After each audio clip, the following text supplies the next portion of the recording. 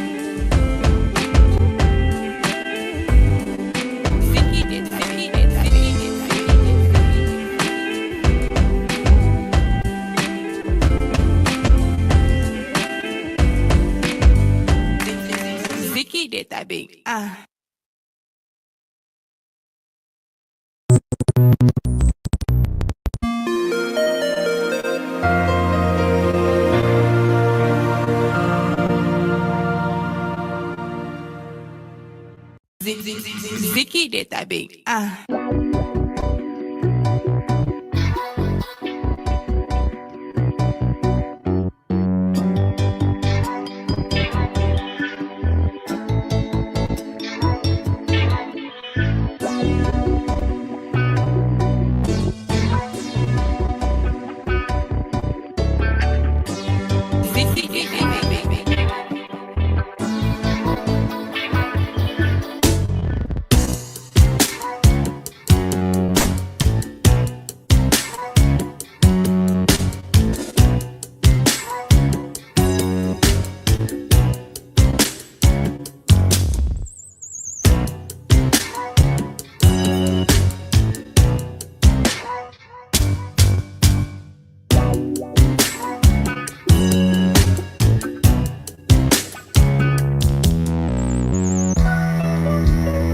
Zeke did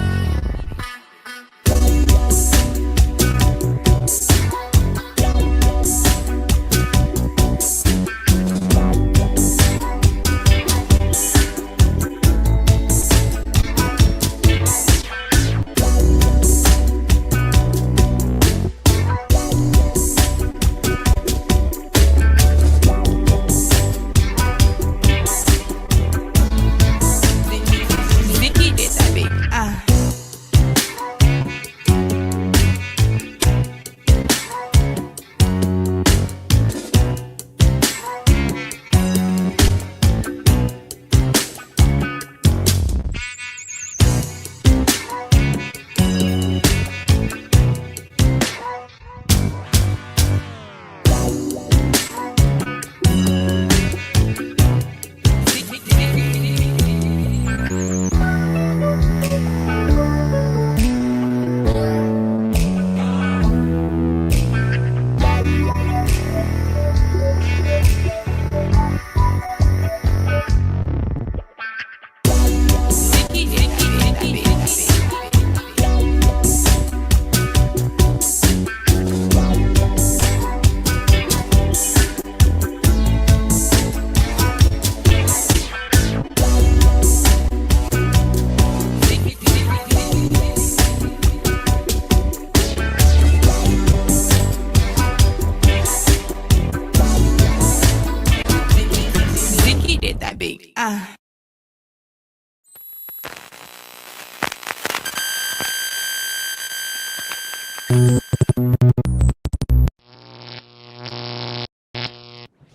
I get a green light?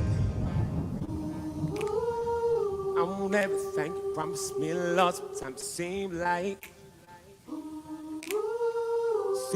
it's taking way too long trying to decide.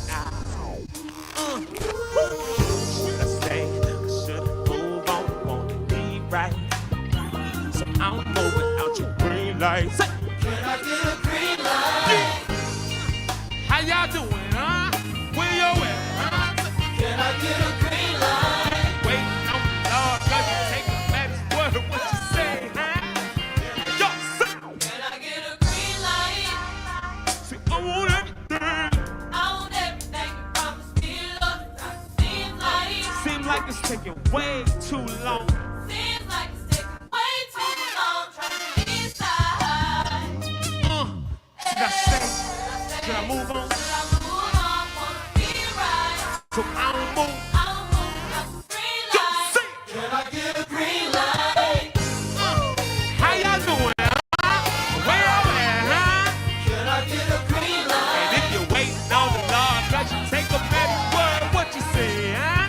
Can I get a green light? With the whole world jumping. Can I get a green light? What I'm feeling doing none. Can I get a green light? I said I want, but till I hear you saying something, Lord, I wonder. Can I get a green light? Yeah, yeah. But I'm moving to your life, place. But I'm moving to your life, place. So I'm moving to your green light. To your green light. This place now. Altos, say. Come on, Altos. Flip it. Right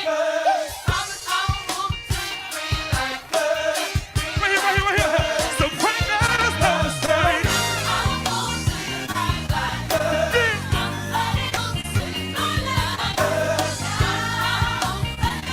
Put your green light. Put your green light. Just say.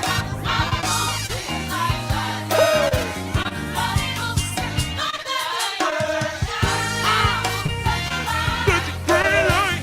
Let your green just bring it on down. Y'all ain't moving with us. Y'all ain't moving with us. Okay, I feel you. If you really into that thing, get it, bring it. Everybody, sit. Soprano, sit. Everybody say it one time.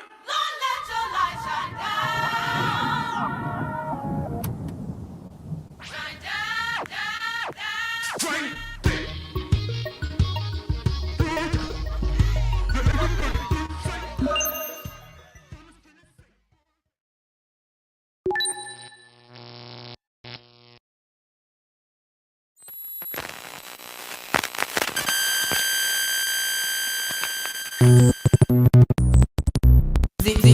Zeke did that beat. I'll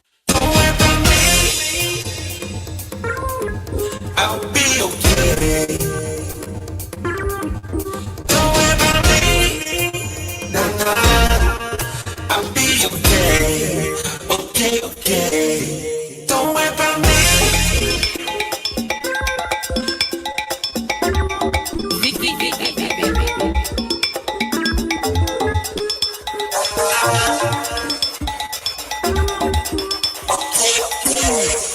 Don't worry about me.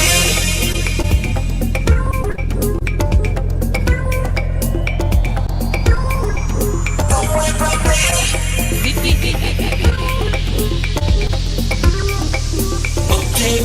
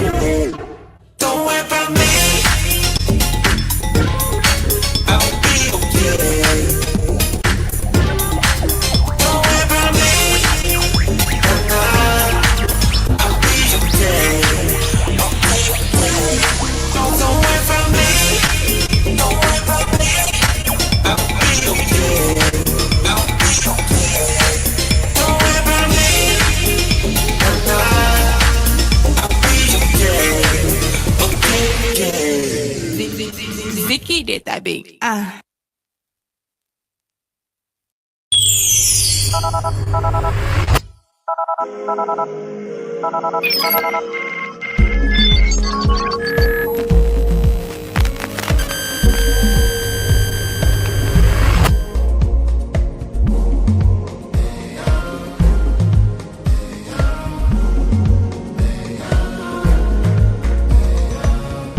What's up, everybody? Good morning. Good morning to you. Good morning. Good morning. Good morning. Hope you're doing all right on this Thursday. It is Thursday the 24th. Thursday the 24th of April. Welcome to it, y'all. This is your Thursday therapy. That's what we got going on this morning. This is your Thursday therapy. So welcome to the show. Welcome to the live cast. This is Zeke Live in the morning. I tell y'all every morning, it's a great way to start your day, and I truly believe that in my heart of hearts. That's why I get up every morning and I do this. So good morning to you. Good morning to the person that's laid up next to you this morning. Good morning to that person that you like, that person you don't like. Now I cannot get this thing to go on, so we ain't gonna worry about it. Good morning to all of y'all. I hope everybody's doing all right this morning. I hope y'all doing okay. I hope that you are blessed and highly favored and all the things we like to say. I hope that there's not a pressing thing on you that's so pressing that is bogging you down and messing you up. I hope that if there is a thing like that, that by the end of this live cast, you'll feel a little bit better. You'll feel like you can take the what's the word I'm looking for? You'll feel like you can take the day by storm. There's a terminology. Vidi vidi vici. I came, I saw, I conquered. That's what I'm trying to do. So hopefully you'll get that in there, and that'll be the thing. So anyways, let's do this. Good morning to y'all. Like I said, it's Thursday, April the 24th. I'm Zeke Locke, your host. We got Eric Rideout with us, Rich Holmes, and then today we got a special one. We got J.R. Jordan coming on. I didn't see a confirmation. I'm going to send a text in case J.R. is on here right now to you with the link as well, just to make sure in case the email didn't go through or something like that. But anyways, that's the case. So you don't want to miss that conversation. That's going to be great conversation on this morning with J.R. Jordan. Y'all, this is, again, Thursday. We done made it this far through the week. We made it over the hump yesterday, Way Up Wednesday, a.k.a. Hump Day. We made it past that. Now we're on the last part of the week. In some parts of the world, it's Thirsty Thursday. But over here, we start that day off with our Thursday therapy, which is right here on Zeke Live in the morning. So thank y'all so much for locking in. All you Lock Stars, I love y'all and appreciate y'all. You guys are amazing, and y'all don't know what y'all do for my heart and my soul. So I appreciate each one of y'all. We got a little bit of a later start today. I don't know. And hopefully, I'm just saying this real quick. Hopefully I'm not like spotchy or breaking up or anything, because I got a thing here that's saying Wi-Fi is like 1 bar. I don't know why that's the case. And it's only on StreamYard. My computer has full bars. So I don't know hopefully y'all seeing this clearly. Hopefully it's doing all right. So that's the hopes, that's the prayers, that's all of that. But all right, y'all, we got a great one today. Like I said, J.R. Jordan is going to be with us. You don't want to miss that conversation, because it is going to be dynamic. It's going to be powerful. It's going to be about ways that we have advocated in community, ways that we've done stuff. Now, here's the thing. J.R. Jordan is also a house legend, so I'll let him talk a little bit about that. If you into house music, we'll talk about that when he gets here as well. But ways that we've advocated for community, ways that, and not just us individually, but the ways that the church can get involved in doing that. And, one of the things that is very anecdotal for me, but one of the things I get a chance, to have a lot of conversations with a lot of people from all dynamics, all walks of life, all of that kind of stuff. And, one of the things that I come across with people is that one of the reasons they've kind of started walking away from churches, and again, this is anecdotal. I don't have the data to really support this other than anecdote. But one of the things I hear a lot of is just they don't feel like the church is involved in the community, and they feel like the church maybe has dropped the ball. We're so worried about people going to heaven that we forgot to bring the kingdom of God to the earth. And how do we do that? How do we advocate? How has the church dropped the ball in that area in that way? And so we're going to have that conversation with J.R. Jordan because he has a great history. And again, I don't want to get too much away, but I will at least say this much. He is a house legend. I will say at least this much. He's the son of Pastor Willie L. Jordan from St. Mark Baptist Church. And if you're from the Chicago area, Harvey, Illinois. So y'all remember St. Mark. Y'all remember the choir, Lonnie Hunter and the Voices of St. Mark with the drip drop song. Remember? Drip, drip, drop, drip, drip, drip, drip, drip, drop, drip. Remember that? Yeah, that was all them. So he'll be with us today. We're going to dive into that conversation. So hold on to your horses for that one. Hold on to your hats. And you may even have to clutch your pearls a few times because we might dig all up in your street. So there's that. All right, y'all. Love y'all and appreciate y'all. Let's do a couple of quick shout outs real quick. Let's do a couple of quick shout outs real quick. First comment of the day. Y'all know we do this every morning. Roll the drums. First comment of the day goes to my man's Charlie. What's up, Charlie? You the first comment of the day. He said, I'm up early today for this one. Good morning. What's up, dude? What's up? You got first comment of the day today. That's a coveted spot, man. That's a coveted position. So thank you for locking in with me this morning. Always good to see you. That's one of the sharpest brothers right there. He always got on some dope hats. That's like his style. Y'all see the hat in the picture right there? That's his style. That's like his signature. He got a dope hat. And then lately he's been wearing this watch that I've been trying to take off his wrist on Sundays, but he won't let me get to it. So, so shout out to my man Charlie. And then here she is, Brony Cat, telling us good morning to all the Lock stars. Wait, this is what I'm looking for. That's what I'm looking for from Brony Cat. I just come to start expecting stuff. I just be expecting that Brony Cat gonna give me a big, a great announcement to welcome you. She gonna give the welcome, and then I just expect that Mama JP is gonna give us a great closing to let us know that it was good. I just be expecting that stuff now. I done got spoiled. Y'all done spoiled me. The Lock stars done spoiled me, so I'm spoiled. So there you have it. So, but Brony Cat, let's see what she wrote this morning. She said, "You are now locked in with Zeke Live in the Morning with host Zeke Locke and co-host Eric Rideout and Rich Holmes. Grab your beverage and let's get this morning started with Zeke Live in your cup." Oh, now I don't have a cup today, y'all. I just got a bottle. Y'all know the last few days I've been battling with this sinus stuff, and even now I'm like, internally I'm like super hot, so I went and took a cold shower. Uh-oh. What is that? My mustache. Oh my God. Gross. Choking on my own mustache. I think it's about time to trim this thing. I don't know. It might be time to trim this. I'm like, what is that on my tongue? Look, pause. But anyways, y'all know, so I took a cold shower this morning because I woke up like in a sweat. You ever just had like cold sweats? Like I woke up like that this morning, and so I had to jump in the shower. I was sweating hard. I was like, I was just like overheating. I don't know what was going on. So I took a cold shower. I did all that stuff. So that's why you see me with my hair all out, because I went ahead. I gotta be careful so water don't go flying everywhere. But yep. So this morning I decided not to go the coffee route. I decided not to go the tea route. Just some good old water. Today is just good old water. Just good old water. So that's me today. Yeah, what y'all drinking? I wonder, because some of y'all got your water, some of y'all got your coffee, some of you got your tea. Somebody else got their Jesus juice. Like we like to always say, get that Jesus juice. Somebody got a mimosa.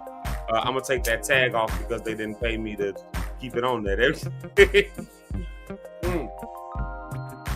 Yeah, so some people got their mimosas this morning, I guess. I don't know, all that good stuff. So there you have it.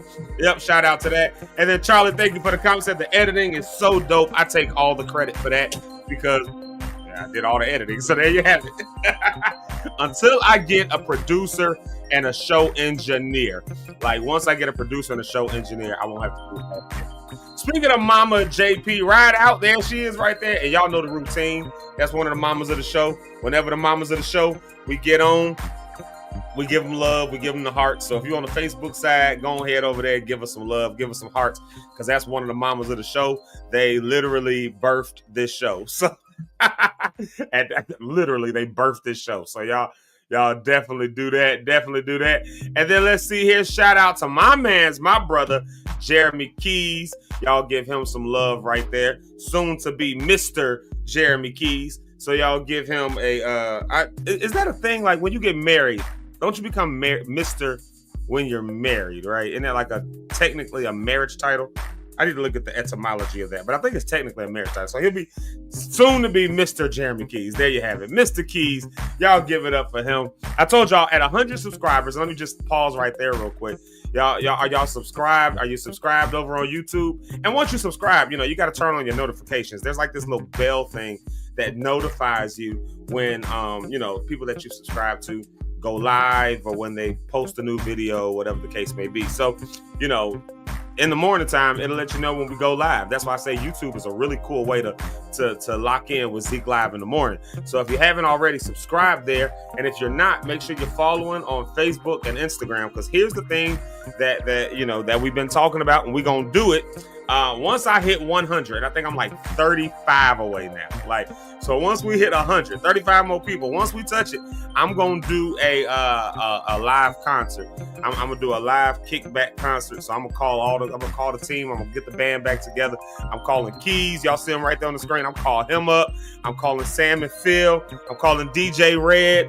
I'm calling my singers. we're going to have a kickback. And it ain't going to be your typical concert. It's going to be a kickback. And if you haven't been to anything I've done in the last few years, and I haven't done much musically outside of church, but if you haven't been to stuff I've done in the last few years, it ain't typical concerts. It's kickbacks. It's literally, I pull up at a bar. Y'all think I'm lying. Last show I did was at a bar. We overtake it, and then we just so it's going to be one of them joints. We're going to have a good time. It might not necessarily be in a bar because we got people that's under 21, but it's going to be that kind of feeling, that kind of environment, that kind of vibe, that kind of swag is going to be, us just hanging out, chilling. 100 subscribers, and I'm doing it right off the bat. So you want to make sure you subscribe to YouTube, and then you get to meet Jeremy Keys because he's coming in with us to do that. So there you have it. Shout out to Marcus. How do you say that? Oaksness. Oh, good. I hope I didn't just butcher your name. I'm just call you Marcus. What's up, Marcus? Good to see you this morning, man. Good to see you on today. And of course, y'all know Eric Rideout will be on the stage in just a moment here. But there he is right there saying good morning to all the people. And there's my auntie Regina. There she is. Y'all know she be doing her 3 miles. She does her 3 miles every day. So there it is right there. She does her 3 miles every day. And we've been getting folks to tag this particular person that I'm about to pull up right here. That's my auntie. So y'all show my auntie some love. But this person right here, Miss Rhonda on the Rocks, who has her podcast. Of course, she's on with us every Tuesday and Friday, so you get a chance to see her.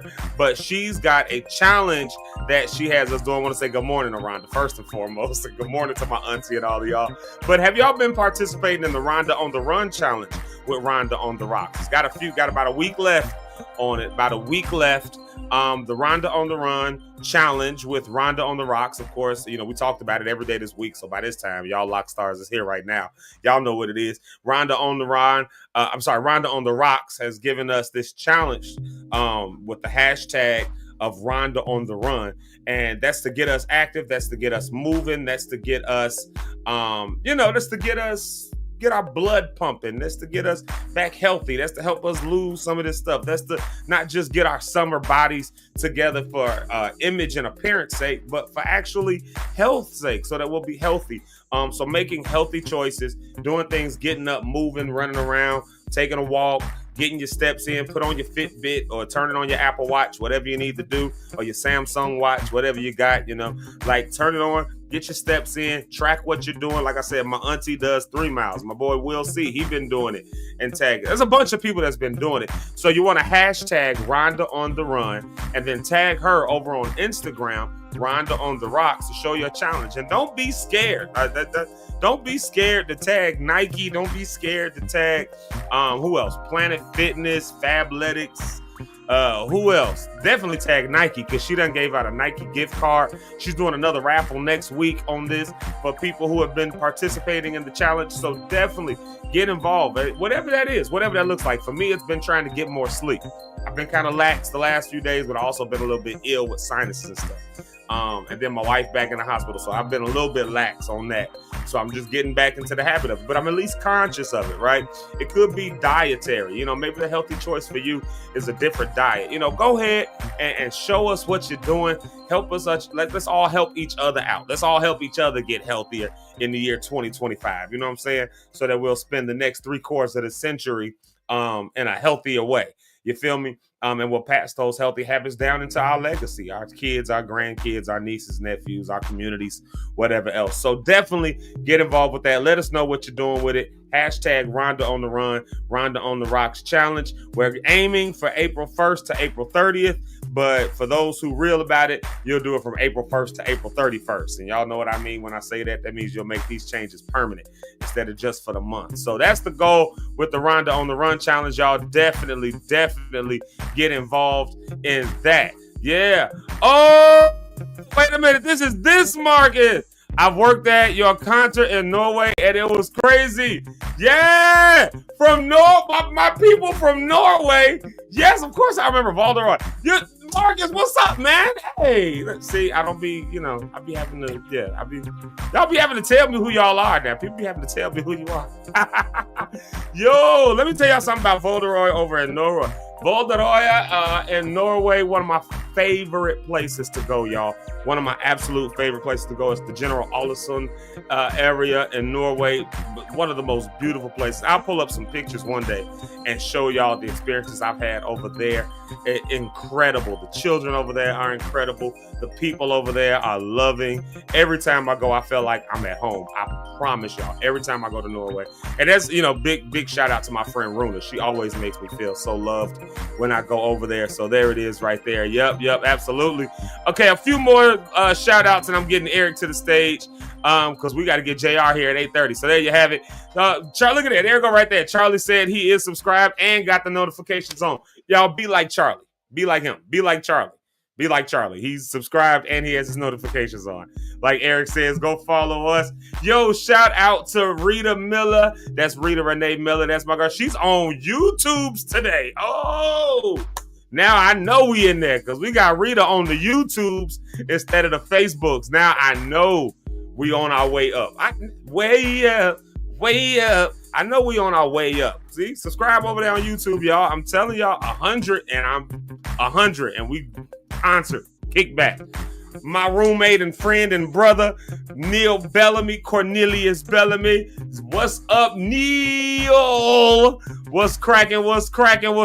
See, there go Keys right there. There you go. Keys said, let's go, bro. That means that we doing the concert. I'm telling y'all, 100 people. Yeah.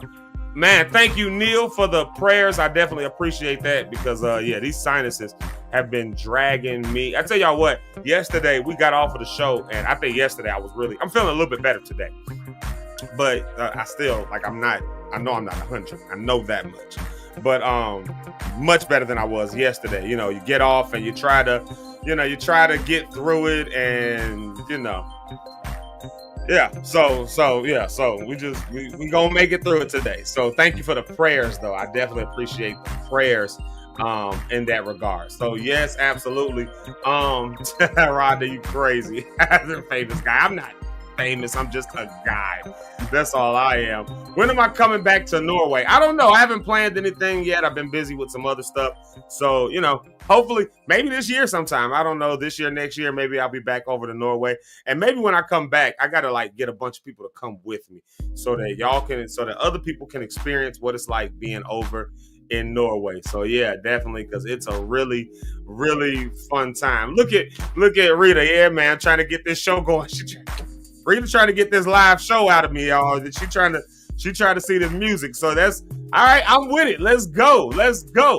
And then check this out. My friend and my brother Will C. There you go, right there. That's what I was just talking about. He's been doing his working out, his Rhonda on the Run challenge. Y'all be like Willie. Be like Westside Willie. Go ahead and get that challenge in. Yeah. All right, y'all. Let's do this. I need to take a water break, and I need to make sure some stuff went through. So y'all do this. Look at that. 99.5 won't do. Ha! Absolutely. All right, let's do this. I'm going to play a music break, and when we're coming back, we're coming right back with the one and only Eric Rideout. You don't want to miss that. You know, we got to be out of line before Rich Holmes gets here because he gets us together and makes us settle down. So, so we're gonna play this song real quick. Let's see what I'm gonna play first in the morning. What I'm gonna play? Oh, you know what? I'm gonna kick it off on some Afro vibes. Let's do that. Let's kick it off on some Afro vibes. My girl Teresa Fondo. We've been playing that song all this week with Blessings. I told you I use this song on. I use this song on a lot of my stories and reels and stuff. So I just love Afro vibes. I love Afro beats. I told y'all one of my favorite things to do is to get a convertible, go to Las Vegas, get a convertible, and drive around with it. So this is one of those songs I do. So we'll do Teresa Fondo with Blessings, and then we'll do we'll do Andre Henry with Make It to Tomorrow, since we made it till today. And then we're coming right back with the one and only, the Eric Rideout. Here it is, Teresa Fondo.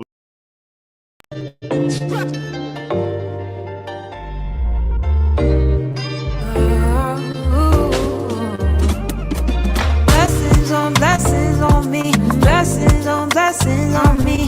Everywhere I go, they'll be. Everywhere I go, they'll be. Blessings on me, blessings on me. Everywhere I go, they'll be. Everywhere I go, I can feel it. I can feel it. See His blessings all around me in every season, and I'm more than grateful. In the good times, in the bad times, oh, I count them, 'cause I know they're never stopping, and I know God is for me. His love all around me. He gives me more than I need. He makes my life oh so sweet. He makes my heart feel so free. Yeah. Blessings on me, blessings on me. Everywhere I go, they'll be. Everywhere I go, they'll be. Blessings on me, blessings on me. Everywhere I go, they'll be. Everywhere I go, I can feel it. I can feel it. I can see your blessings, and everything I do is like I'm special, yeah. You're the one that I run to when it's ghetto, yeah. I can see your blessings, but you take my life and make it better, yeah. Never giving me more than I can handle, but still providing every one of my needs. And I'm living in your blessings, covered in your holy, no more stressing, yeah. On you I have dependence, sticking to your word, so I live in your blessings. Blessings on me, blessings on me. Everywhere I go, they'll be. Everywhere I go, they'll be. Blessings on me, blessings on me. Everywhere I go, they'll be. Everywhere I go, I can feel it. Blessings and blessings and blessings on me. Blessings on me. I can everywhere I go, I can feel blessings on me.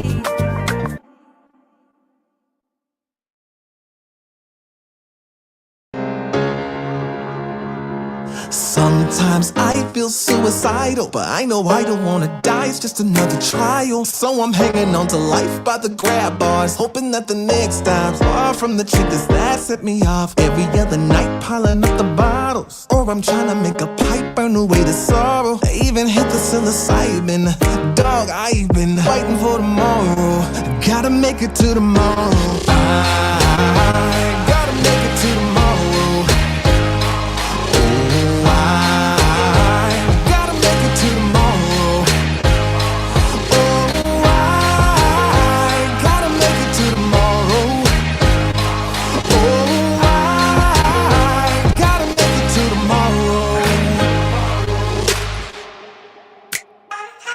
Listen now, I'm about to go outside, get a little bit of sunlight into my skin. About to take a jog for the endorphins, it's a sure thing. No, this depression won't take me out. About to make a call to my closest friend, get a laugh and hug myself in the mirror for a minute. I'm trying, you know, 'cause I wanna make it to tomorrow. I gotta make it to tomorrow. Oh, I gotta make it to tomorrow. Oh, I gotta make it to tomorrow. Oh, I gotta make it to tomorrow. I'm not afraid to say I'm not okay. I'm not ashamed at all. 'Cause one thing about me, yeah, I'm overcoming. I'm not afraid to say I'm not okay. I've been here before. One thing about me, I always overcome. And I know I'm gonna fly when I make it to tomorrow. When I make it to tomorrow. Gonna make it to tomorrow. Oh, I gotta make it to tomorrow.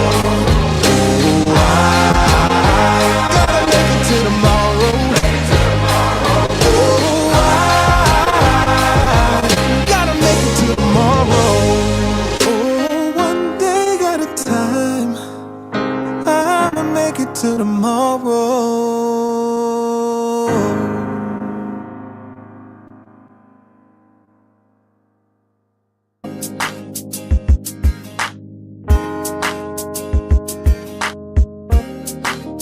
And we're back. We're back. As we were there, here comes Mr. Marcus Johnson, aka DJ Red. Always got something to say. Talking about good morning, Frederick Douglass. Yeah, bye. Yeah, whatever. I don't care. I am wild and proud and letting it fly free. So there you have it. Shout out to DJ Red. I told y'all 100 subscribers. If y'all go and subscribe, 100 subscribers, y'all get to meet DJ Red, Jeremy Keys, all these people. Remember that y'all get to meet each other. Because if you're a locked car and you're locked in with us, then you get to, you come to the show. You get to. It's only gonna be for people who are subscribed and following. And it's only gonna be for them. You got to subscribe and follow. It's only, it's only for them people that can come to this particular show. But it's gonna be a good time. It's gonna be kickback. It's gonna be for all ages. So there you have it. All right, y'all. Let's do this. It is a bright and early morning. It's a wonderful day. Let's bring to the stage the one and only, my friend, my big brother, Eric Rideout, the Eric Rideout. Y'all give some love, give some hearts, give some. All the things, all the stuff. There it is. Eric Rideout, everybody. Oh, can you hear me? Yeah, I hear you. Okay, cool. I got on these things in my ears. I can hear I can hear, I can hear me say it, but I can't. Oh, yeah, of course. What's up, it is what it is. I don't care. Man, it was rough this morning. I saw your text like, oh my God, I overslept. Man, I jumped up like, oh man, I'm thinking, I don't know, man. It was. If you fall asleep early in the afternoon, sometimes that'll throw you off when you get into bed after that. Because I fell asleep on my couch. Yeah. And ended up getting to bed around like 11:30. But I kept trying to watch the show, so I kept trying to sit up like I was sleeping. I kept falling asleep, rewinding and falling asleep. And I got into bed, so I thought I missed it. But good morning, everybody. But it be like that. It be like that sometimes. I remember that Sunday I got up, thought I on a Sunday morning, I thought I missed the whole show. I was like, oh my God. I jumped on. I ain't had no intro, no nothing. I was just like, y'all, I done missed this. Oh my God. It was Sunday. It happens. You be tired sometimes, yeah. I was concerned about something I saw, which was this guy. I saw him. I said, why is he on here? But good morning, Jeremy Keys. I got your baby pictures, bro. I ain't forgot. I went to sleep laughing at you yesterday. But man, everything is good so far, man. Today is going to be a real laid-back day for me. I don't have a lot happening. Oh, that's cool. I gotta take advantage. I take advantage of the downtime because I start traveling heavy. When is May 7th? Next week, right? Is it week after next? Week after next, like a Wednesday, right? Week after next. Yeah, it's like a Wednesday because the 5th, so I'll start off Monday. Yeah, so I think because that's the week we're doing relationship week, right? Yeah. Yep, I'll be here for the 5th. First so 3 days of that. Then on that, May 7th, I'm gone until that following Pistol tour. We got that, that's right. Tour. Oh, that's right. Yeah, no. But man, good morning to everybody. Oh, somebody asked you a good question, Zeke, in there about can you sign his right there? Of course I'll sign your bass guitar when we come back to, if you let me play it, because I've been practicing on my bass guitar. Maybe I'll bring mine over to Norway next time we come, and we'll have a bass guitar party. There we go. I'll sign yours and you sign mine. How about that? There we go. Boom. And then there goes Will Chapman saying good morning to you, E. Yeah. What's up, man? So yeah, there you have it. So Pastor, y'all famous out here. Pastor Chapman. You know, it was funny. I saw Ron said famous people. Called you famous earlier. And it is funny though when you go places and people know you and you don't know them because they've seen you on social media or whatever. That's interesting to me that people do that. Yeah. You know what I mean? Oh, because I know when I travel. There you go. Oh, wow, that's dope. Yeah. Because I know when I travel around. Yeah. No, it's dope what he did. I know when I travel out and people come up to me like, oh my God, I follow you online. And I'm like, oh, good to see you. You know, somebody said, hey man, how you been, bro? I ain't seen you in a while. You shake the hand, you have no clue who it is. Yeah. All the time. I do that all the time. That's I shake the hand. Oh man. Now I even hug him. I take it to that extent. Like, man, how you been, bro? Man, it's been a long time. Like, who in the world is that? I remember my friend. Go ahead. No, go ahead. No, go ahead. I'm done. Oh no, I was just gonna say I remember we did that thing. Remember during the pandemic, we had that one concert out in Joe Franklin. What was that? Chicago Heights. Oh yeah. Yeah, we was in Chicago Heights, and it was that outdoor thing, and free. It was like virtual, but live, but outside. Pandemic was a wild time. You just had to be there. Like it was a wild time. And so we had that concert outside. That's when I realized I was out of shape during that concert because I was like, "Oh my God, I couldn't keep up." But anyway, oh right. That's the one when Fred did it. He streamed it on the screen, and they was on the stage, So I remember, but everybody wearing masks and all that stuff. So you don't know somebody by their eyes, and who knows people by their eyes except your wife and your kids? Like, so if they do. Yeah, so I seen a friend that part. So I seen a friend of mine there, my friend Zori. Shout out to my friend Zoriante Brown. Remember him? He used to direct gospel choir at Lewis University and all that. We grew up together. So I saw him, and this is an old friend of mine. Saw him there. He's just talking to me. Now he got his mask on. I have no idea who this is talking to me, but I'm just being nice. I'm being Zeke. Hey, what's up, man? Good to see you. And then finally, he took the mask off. I was like, oh, sorry, that's you. He was like, it's a good thing you just nice to people because I had no idea it was him. But, that's why you just got to be nice to everybody because you might be talking to somebody you actually know and you just don't realize that's who it is, or somebody who knows somebody you know and you don't know. You got to be nice to everybody. Man, but you know what? I got a story about that. And this is like a spiritual, supernatural story. Mm-hmm. Short, too. I was on Boma Road, going to, like Glendier Road, going towards, I was going towards Chicago Heights, right? Uh-huh. So this was years ago, man. So I'm driving and I was dating this girl I was going to pick up to go to church for 8 o'clock service that morning. So I'm driving and I'm looking at my gas, but sometimes as fellows, we say, oh, I got enough, I can make it. I didn't. So Glendier Road, I'm getting off and my car starts sputtering and all this kind of crap. I pull up, I'm like, dang, I'm out of gas. So I start walking. So as I'm walking up, I'm walking Glendier Road, right, headed towards, I was going to Halstead. I was on Chicago Road? Whatever. So I'm walking to get to Halstead, right? I'm walking. And this man, I'm walking literally by myself. It's because that part of Glendier Road is just a field over there. There's nothing on either side. I'm walking, and this guy, I'm walking, I'm looking like this, and this white guy, and I'm not being funny, he looked like Willie Nelson. He had the beard, a bandana on, he had a backpack on, he had on like jeans, like a shirt tied around the waist, just a t-shirt. But did he have some smoke? Because if he's Willie Nelson, he had to have some smoke. If he was Willie Nelson, he would have been smoking. So I jumped and he said, hey man, I didn't mean to startle you, right? So I kept walking. I'm like, no, you good. He was like, where you headed? I said, oh, headed I said, my car ran out of gas. I was on my way to church. He said, well, I said, what about you? He said, oh man, I just walk the streets and all over this country, bro, telling people that God is real and Jesus is soon to come. He said, I just share the gospel. So I'm like, cool, you know, we talking. I said, oh, you're a believer too? And he just smiled. He never answered. He just smiled at me. And was just walking and stuff. And, you know, so we get to the red light. Now, the red light is halted. Now, at this particular red light, to the right side, it's 7 something in the morning. So nothing's open on a Sunday. So to the left is businesses. To the right, the left diagonally across the street is an abandoned gas station. On the right side, closed business. And right here, it's like a small empty lot. So we're standing there. So I'm like, oh, well, man, this is my turn. It's good to meet you. And I literally did this. Zeke. I'm talking to him. You standing like right here. And I did this in terms of, I said, oh, man, good to meet you. I got it. I said, this is my turn, but good to meet you. Oh, what was he was gone. Oh, wow. Dude, you know, the hair on my arm stood up. You know? And so I looked and I spun around because there's no possible way. It's like me talking. I literally did this, turn back, and the man was gone. So wow. I'm like, what the heck? And you know that you get that weird feeling. And I'm walking. So when I made my left, there's a church right here. And the church had the marquee on the outside thing, right? Yeah.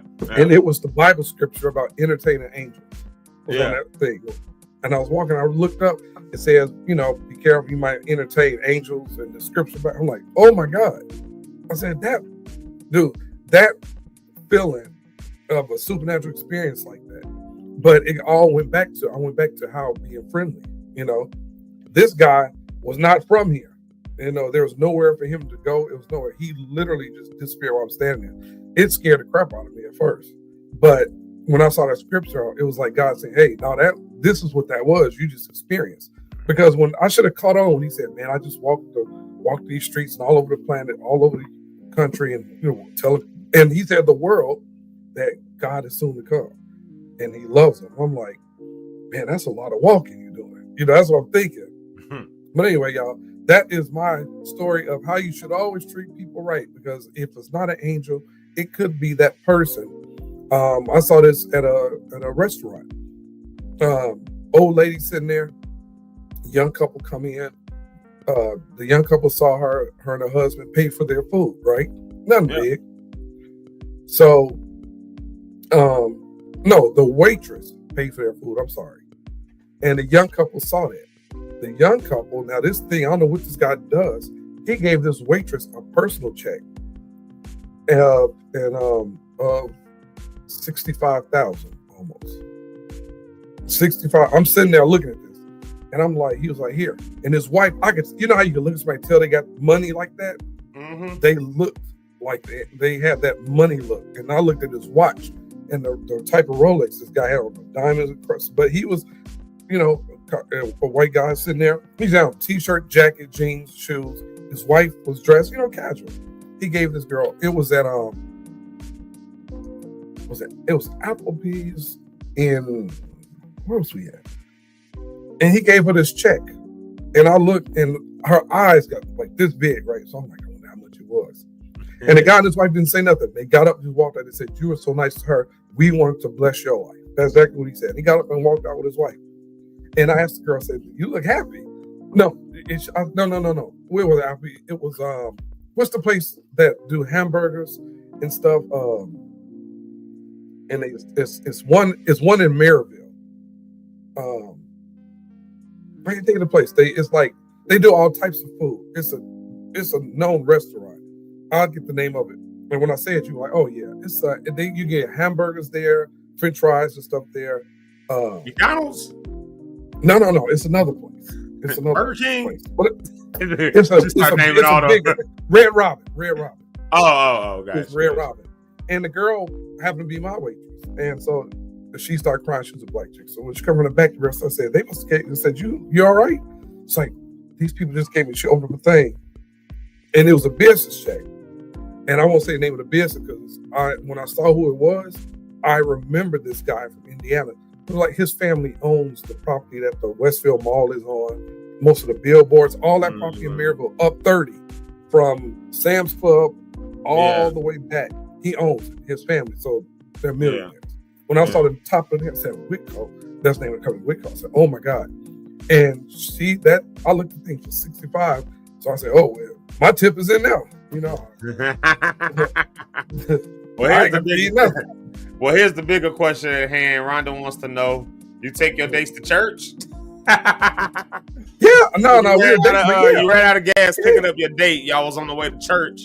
No. We were girlfriend and boyfriend at the time. Okay. Yeah, we were together and we went to the same church. But no, if I'm dating somebody, I go to church. Yeah, she going.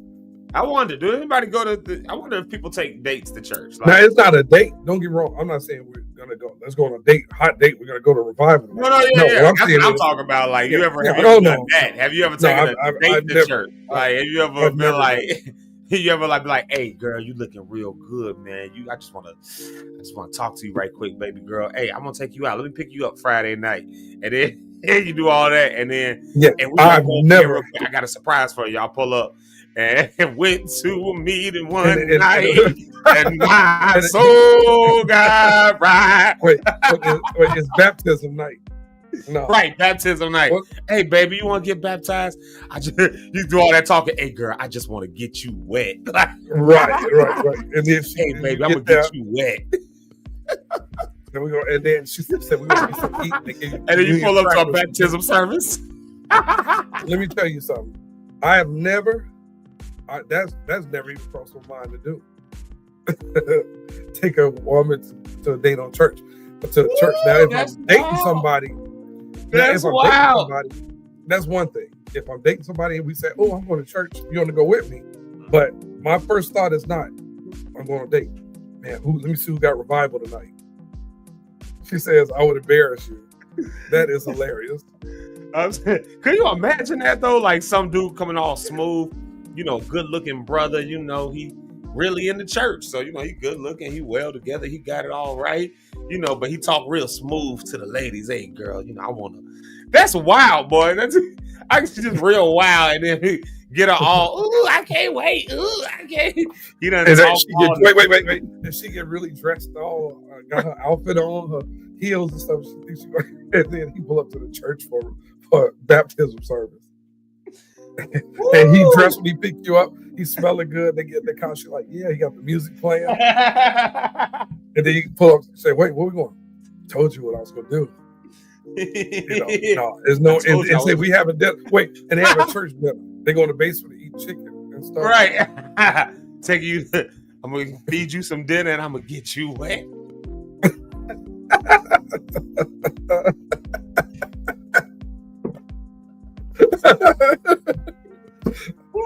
With the baptism of the Lord.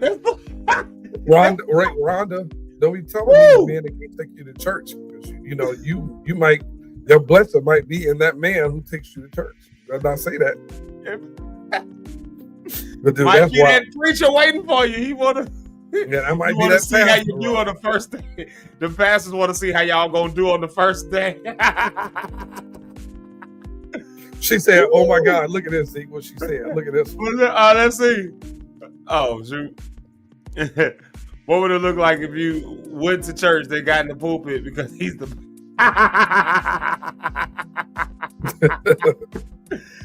That would be wild. It happens. The pastors date too, though. Pastors need date. It just a pastor.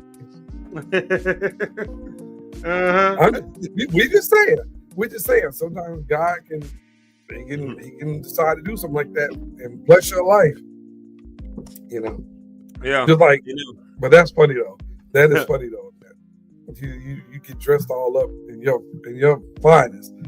Literally the Sunday's finest. As they look I mean, hey, it happens. But there's some girls that want to go to church because some girls will take a guy to a church for a day. It's a long history. I was gonna say it's a longer history of women doing that to men for real. Like women do that to men. And all through history, women been doing that to men. Like they can go to church with them. I know a girl right now in Dallas, and she is, when I say beautiful, if I put her picture up, we're gonna have a bunch of guys like making a lot of money. She's VP of a law firm, and that's her thing. She said, "Hey, let's go to church." Now, most of them, and I would say out of 100% of the men, 99 and a half go because number one, they just going on how she looks, but her lifestyle is seriously church. That's her thing. She's like, no, if you go be with me, you can't say, you gonna have to. I gotta see how you act over here. I get it. Some women do that more. Men, we don't think that. I've never thought in my entire life of saying, I'm going to never. First thing in my mind, I want to see how you act everywhere else. Like, let's go to eat. See how you treat the waitress. Yeah. See how you talk. Yeah, that's a big thing. That's definitely a big thing. Like, dudes definitely you get ignorant there. How you treat the waitress. Like, what kind of person are, because it's, I won't just say dudes, because it's females that want to know how gentlemen are going to treat, ladies when it's out there. So it goes both ways, but I'm just talking from a dude's perspective because I can't speak from a lady's perspective. But I want to see, like, you going to send your food back every time it come out, like, you know what I'm saying? Like, or you going to eat it, or you going to eat most of it. And then at the end, say, I didn't like it, take it back. Yeah, like that kind of stuff. Or are you, the mean to the waitress? Like, or you ever seen like people, they ordering their food and they don't look up, they just keep looking down, they never quite look up, and they pass them back the menu and keep looking at you. I'd be like, that's so rude. Like, that's so. And sometimes people don't mean it. My wife used to be like that. Like, I'd be like, you ain't gonna look up at the person when you talk to them. Like, you ain't gonna. And then her sister told her the same thing, so she switched it up. And it wasn't because she was being mean. It was just, she wasn't an a-hole. She just wasn't, But I think that's important, man. Just like for the people watching. Here's a good question for the people watching. What will make you end the date instantly? Uh-oh. Yeah. Zeke will be, I got an extra spare bedroom, Zeke, over here you can have. Sorry. She's in the hospital. I'm safe. Until she gets out. Until she gets out. Then I might be coming out that way to party. Yeah, you're going to church. I want to see a light outside of the sanctuary. She said, wait a minute. Uh-oh. Rhonda's post. Let's see here. Yeah, you're going to church. Doesn't mean anything. I want to see your life outside the sanctuary. Yeah. I want to see, been there, done that. Let's see what your life look like going outside the sanctuary. I get it. Yeah. Now. But, wait a minute. I can't, but we can't say that about men because and Zeke knows a God, these church women be some of the wildest ones. So listen, let me tell you, going out in public don't mean nothing. Your light can shine and you be wild. I'm gonna say something that's about to I might as well just go ahead and start pissing people off. It's Zeke Live in the morning, and part of the let's go ahead. So I can piss people off. If you really want a wild girl, gentlemen, if you really want to find yourself a good wild girl, if you want to find yourself somebody who go to.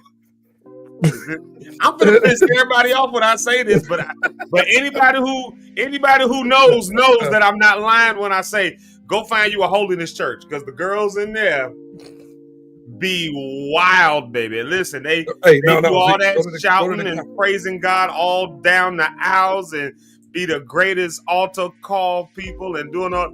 But I'm telling you right now, if they like you, they will try to trap you up with the booty. They will open them lips.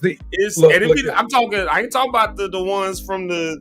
There's certain churches where them girls mean what they are. They are who they are, and I love that. You're not saying everybody. You're not saying everybody. I'm not saying everybody, but I ain't gonna keep giving disclaimers. Vast majority. But I ain't gonna keep giving everybody disclaimers though either, because my experience in the church world has been that the wildest ones were the ones in the most sheltered situations. The holiness churches, they just call them out, like the Pentecostal movements. That's what the worst. Hey, go to the convocations. For real, like literally, go to them convocations. Man, look here. I was in the male group now that we used to sing at things like that. It was 4 guys. We had a band with us. We could sing, and we would be doing them things. And we was in our 20s, and we up there jumping around and singing. And when it's over, man, look, they lined up waiting for you. I remember one time we did a show, me and my girl brother Kajan and all of them, and Tremaine. You met Tremaine. And we got done singing, and I walked by my sisters now and gave one of my sisters my coat. And this girl, my sister said, the girl was like, "Oh my God, he gave her his coat. Oh my God." It was crazy. Church girls can be some of the most wildest folks. They say preacher's kids, the preacher's daughters be the most sneakiest people. and people. So, and no offense to any of you. Yes, it is. I don't care. Man, listen, I'm sick of doing Look, this. I ain't Now, I ain't talking about everybody. Oh, I ain't talking about it. Bump that. If the shoe fits, wear it. If it don't fit, then don't put it on. Damn, like this. That's one thing I get sick of with church people. We always got to give all these disclaimers. Yeah, we got to get it. I ain't talking about everybody. I don't want to offend you, man. If the shoe don't fit, then don't put that mug on. But if it fits, you know you was wearing it. Like, you know, like hit dog a holler. People be scared, like, oh, they gonna cancel us all for. That's what I'm saying. Yeah, they gonna give the church a bad name. No. We did what we did. That's what it was. We did what we did. That's what it was. Now I'm just calling it out. I'm just saying this is what the experience from my personal experience was. Like, most of the chicks that I was messing with came out of church world, and the ones who were the most open. The ones who were the most open were definitely the ones who were from the most conservative of traditions. And so I think there's a real, if nothing else, I think that opens up a real dialogue about why is that the case, if nothing else. I'm not trying to trash anybody, but I am trying to say there's definitely juxtaposition between the tongues that these girls was speaking during the church service and the tongues that they was working after the service. That's all I'm saying. They were speaking in tongues during the service and they was working that tongue after. And they was like, and then go back and act like all is well. Because I know girls that are there, and I'm talking about ladies. Now I ain't never, dated no dudes. So I know dudes be trash. I know that much. I can talk about stories about dudes forever. I can talk about stories about dudes forever. But I think we know about all the dudes. But enough dudes ain't talking about these chicks who really be. It's for real. Be wild. It's for real, and I'm just, you know what I'm saying. Dude. I'm just telling the truth. It's the truth, though, man. And again, I'm really not trying to bash anything, anybody, any churches. I'm just saying this is the reality. Don't get no disclaimer. I'm not giving a disclaimer either. I'm just some of them be hoeing out here and wilding out. Just tell the truth, and especially us in the music business. Mm-hmm. And Rhonda asked your question. I sing. I was in a group for years. I didn't sing with Kirk Franklin. I didn't His Fortune, Smokey Door. I sing a lot of people. So I just don't do it no more. I work on the business side of it. Yeah. But please believe I can still do it. It's not a struggle. Great control and tone over here. But yeah, man, it's wild. What's wild is 8:30. Yeah. Oh yeah, it's almost 8:30. My God, we done talked about church girls like we done. That's the podcast. Some of y'all offended, it's y'all. Hey, some listen, of y'all mad. That's what they said. A hit dog, a holler. That's the, and go ahead and do it, ladies. It's the reality. It wasn't until we was on the road, and then I'm gonna go into a music break, and so we can come on back. But it wasn't until I was really on the road, and I started realizing, because you get on the road, especially with your icons and stuff, you be expecting. You just be expecting that, you just be expecting that it's gonna be a holy experience. It's gonna be you be expecting it's gonna be, I hate to frame it this way, but you be expecting a godly experience. This godly experience on the road, and it's gonna be all praise and worship and everything. Now, first off, we just humans. Everybody's just a human. We just. Look, I gotta go do this show. Luckily, if I can give all I got, because I only got 3 hours of sleep, and we was on the road for the last 17 hours, and to get here to this mug, no, we was not just worshiping and singing God's praises on the bus. We was scrolling on our phones, and we was watching movies, reading books, watching movies, having conversations, laughing, and Joe was doing human things. So you expect this kind of stuff, but the other side that comes with human things is that you get thirsty women who see men with the spotlight and they want to give it up. They want to be close and in proximity, and they'll do what it takes to do that, and they'll do whoever it takes to get to that proximity. And they waiting in the hotel lobby. Be waiting in the hotel lobby. You got backstage. Yeah. You literally got to have police escorts to take you to your hotel sometimes in some cities to like make sure that when you get off the buses, because people will follow where the buses are going, because big tour buses pull up. It ain't hard to follow. We didn't see that. I didn't seen that before. Fayetteville, North Carolina, like 4 tour buses. You know that, so you know who that is. So what they do, they pop up at the hotel. They waiting when you get out the thing. You wait. You know what I'm saying? Like they in the lobby.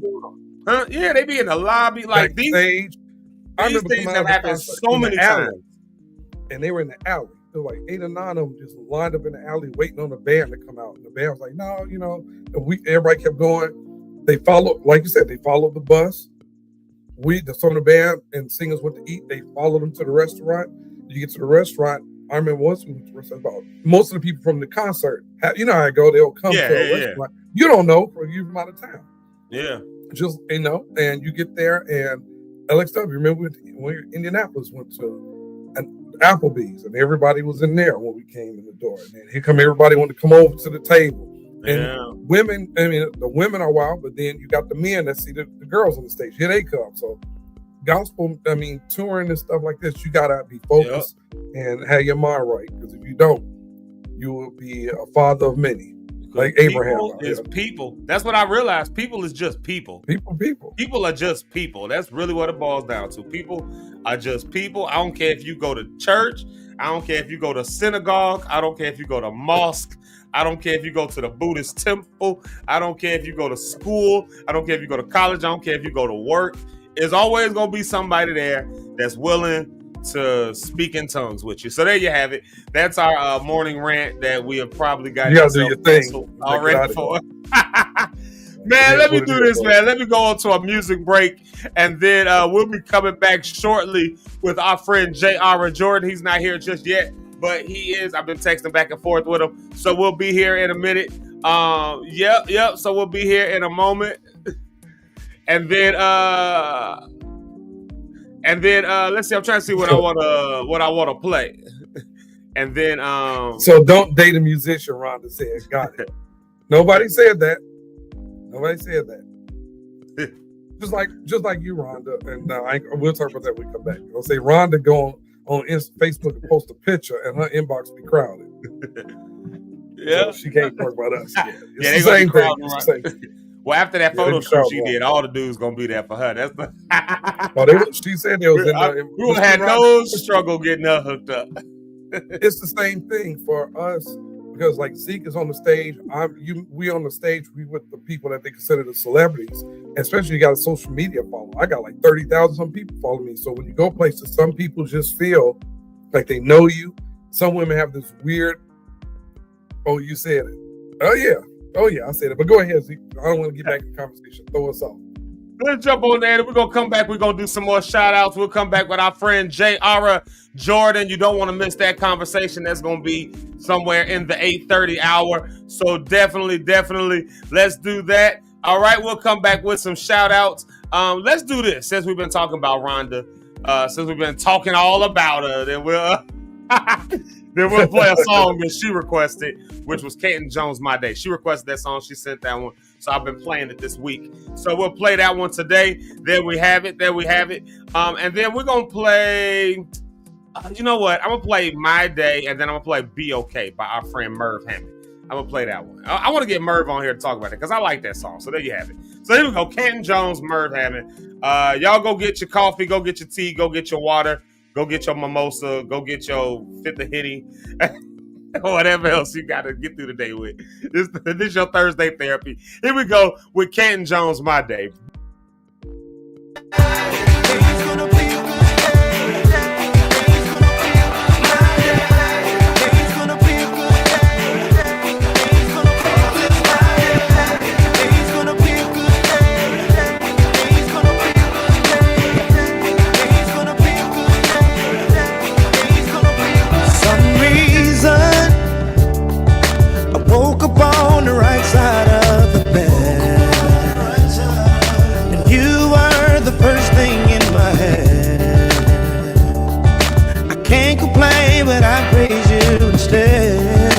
Cause it's my day, it's my season, and I'm a star with my own attitude. I'll express my love and gratitude.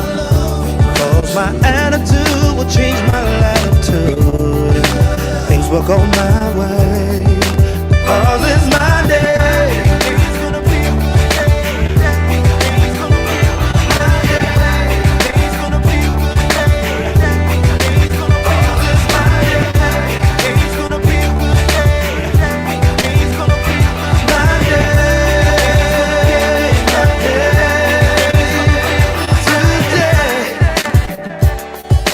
I let go what's happened in my past, and the time that I had somehow finished last. I ball it up and throw it in the trash. It's my day. I'm smiling because I know that today is the day. Happy not because of yesterday, but I'm happy cause I'm starting with today. Things will go my way. 'Cause it's my day. It's gonna be a good day. It's gonna be my day. It's gonna be a good day. It's gonna 'cause it's my day. It's gonna be a good day. It's gonna be my day. My day. Tired of getting up in the morning with the same old rut and the same old cut bugging me. The doctor keep drugging me and I'm sluggish and I can't get out of bed. But instead I'ma look to the light, man. Stop blaming my wife, man. I will do it right, man. Fly like a kite, man. I was doing wrong too long, and I'm sick and tired of singing sad songs. I'ma flip it now, song. I will not wait on anything to happen. I will make it happen. I will take some action now. Won't wait on another day. God's to make you way. I will take today. My day. It's gonna be a good day. It's gonna be my day. It's gonna be a good day. It's gonna be my day. My day. This is the day that the Lord has made. It's gonna be a good day. And I will rejoice and be glad in it. It's gonna be a great day. But this is the day that the Lord has made. It's gonna be a good day. And I will rejoice because it's my day.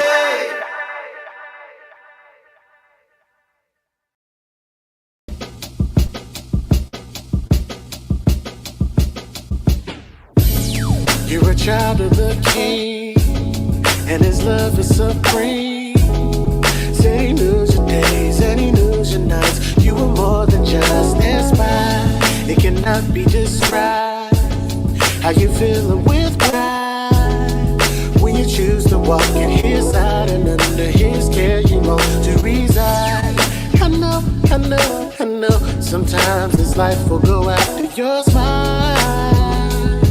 Try to pull that away from you, oh.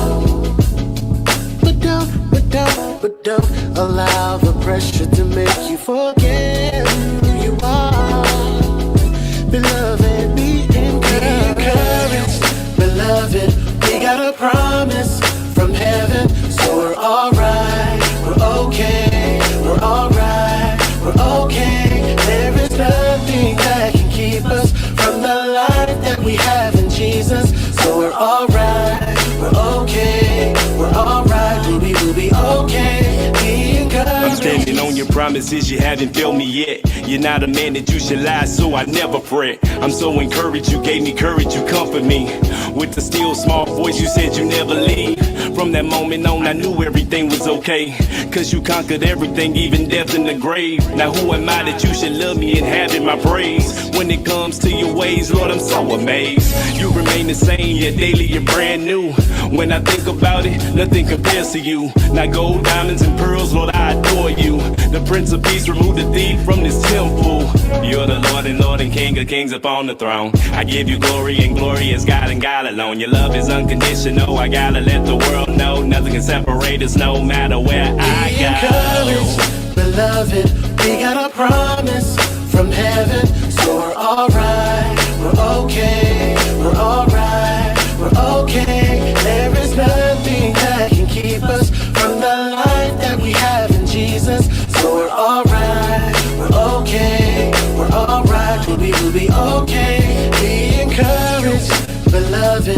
We got a promise from heaven, so we're alright.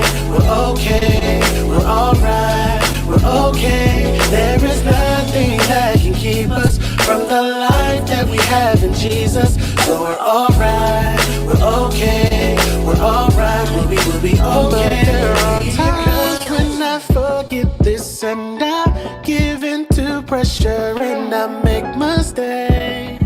Tell me, what should I do?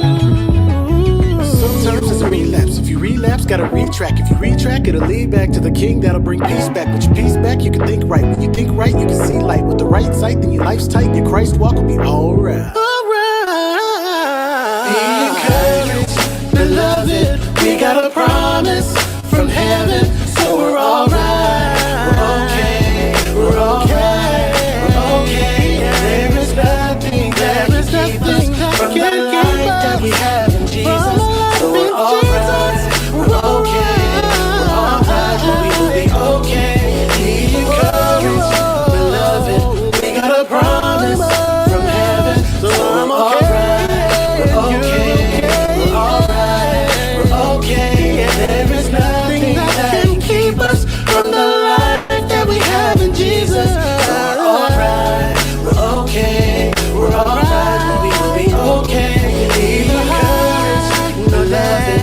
We got a promise from heaven, so we're alright. We're okay. We're alright. That can keep me from there is nothing that can keep us from the life that we have in Jesus. So we're alright. We're okay. We're alright. We will be okay. Yes, we will. We said, oh yes, we will.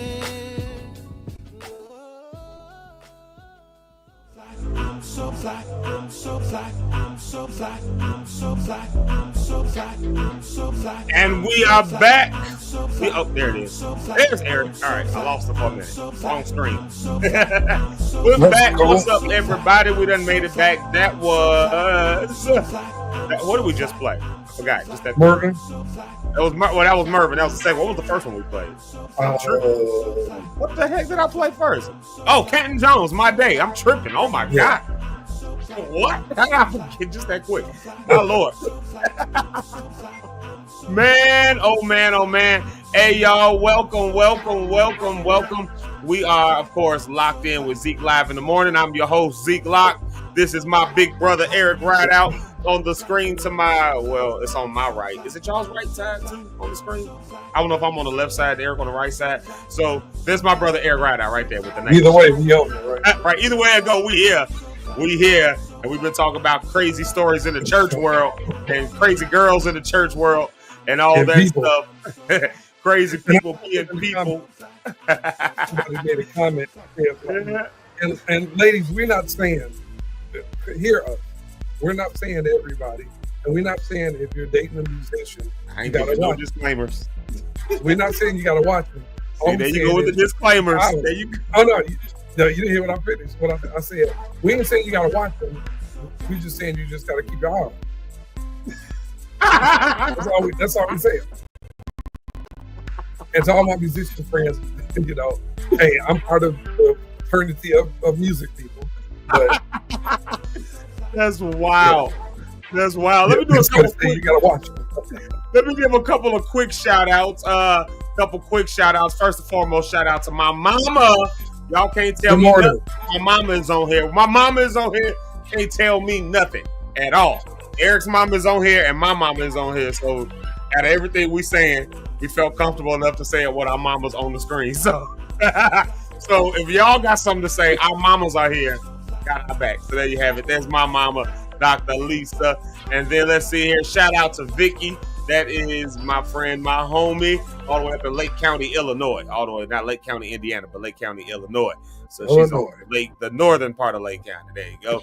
So shout out to Vicky. And then there's my aunt Cent. She's saying what's up all the way from Minneapolis. So I want to make sure to give her a shout out. There it is right there.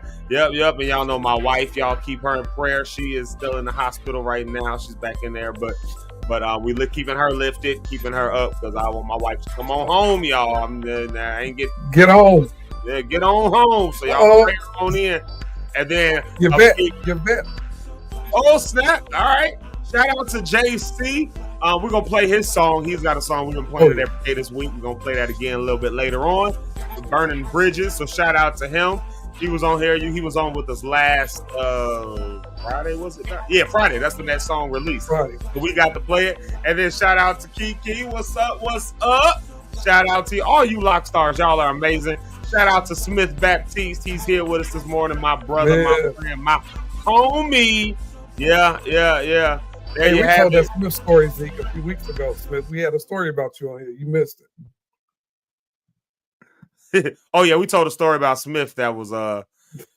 That time he pulled up at the behind all of them that was wild, yeah. And then there goes our girl Yvette. I ain't seen her in forever in 4 days. What's up, Yvette? All the way from down in Naptown. What's up, girl? Good to see you on this morning. Superstar Alto. Yeah. Her and Jamaica used to travel so far. They used to travel. Oh, I cut the and wrong. Derek. I done hit the wrong button. Her, Jamaica, and Derek. They done traveled so far. Yeah. Oh man! And then real quick, my aunt said keep my cousin Lena lifted. She's in the hospital. I did not know that, so thank you for that information. So y'all, we praying for everybody who's sick in the hospital, all of that, especially with the weather changes and all the things that are going on with that. So anybody who's sick, anybody who's going with that, you know.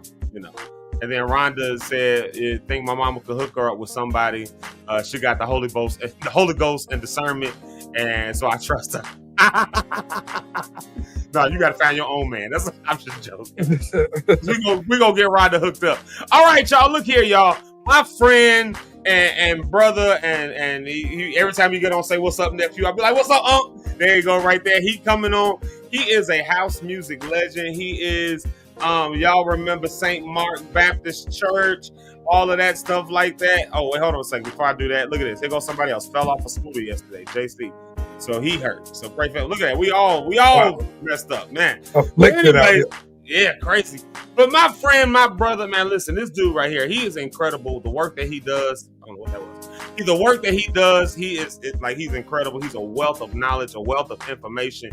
But even more than that, of course, there's the music. There's the, if you go to Navy Pier, they got the house music. I won't call it museum, but it's like a house music exhibit. He's even on that. Like, he's in there. So he's a legend in that world. But even beyond that, he has advocated for community, like, for a long time, like a lot of programs. Y'all remember the stuff from St. Mark, all that. He was behind a lot of that.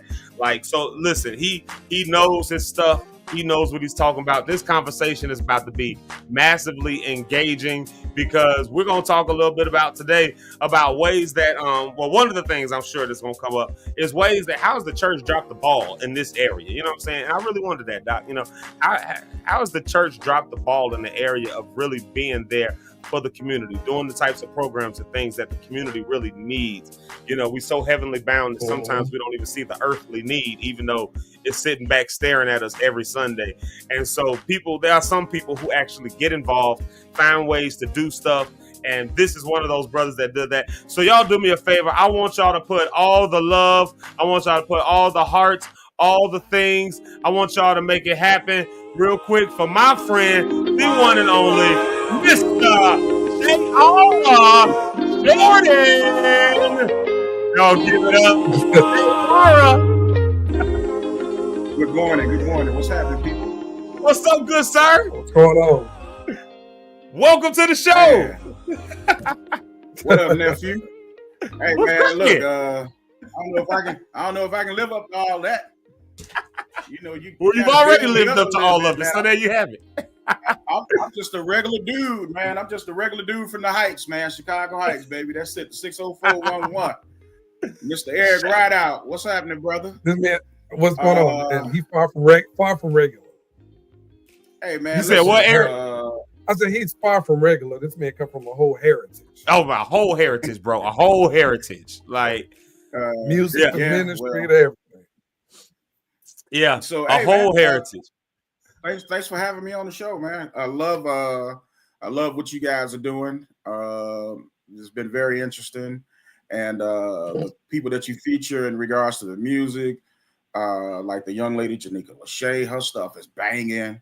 The brother you played the other day, man, y'all have some banging stuff on there, so I like that. Especially with the beats. I'm a beat person, being a house music guy. You know, coming up in church and going up through gospel because of family and what we did in the community.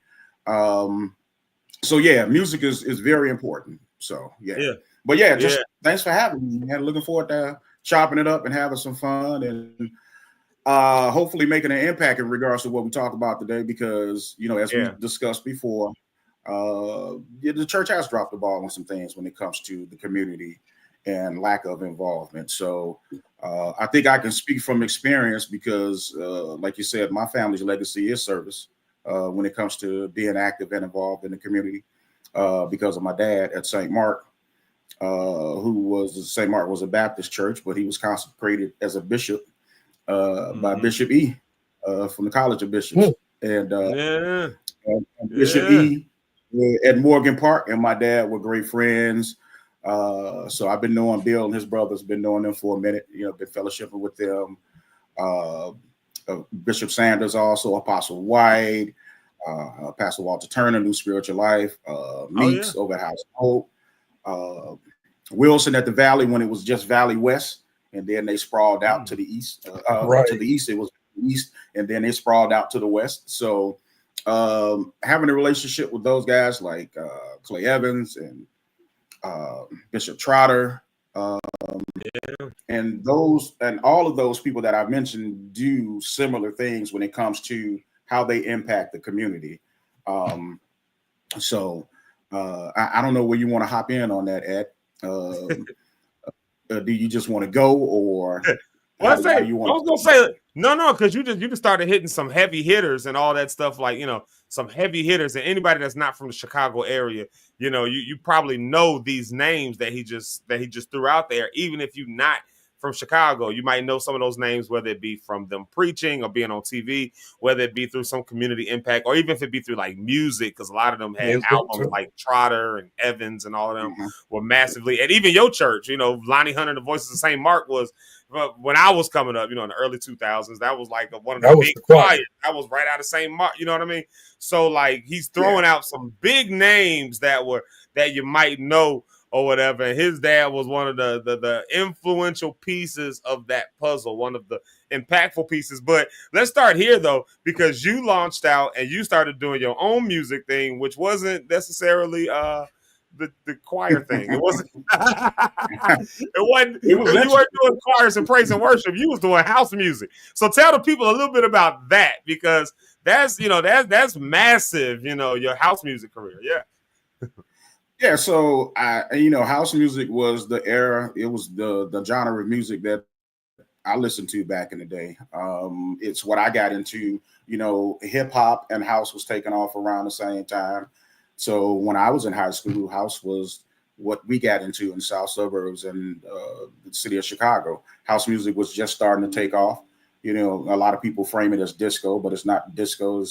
Disco has its own thing, but house has its other thing. It was more electronic, more beat, more drum, bass, and kick.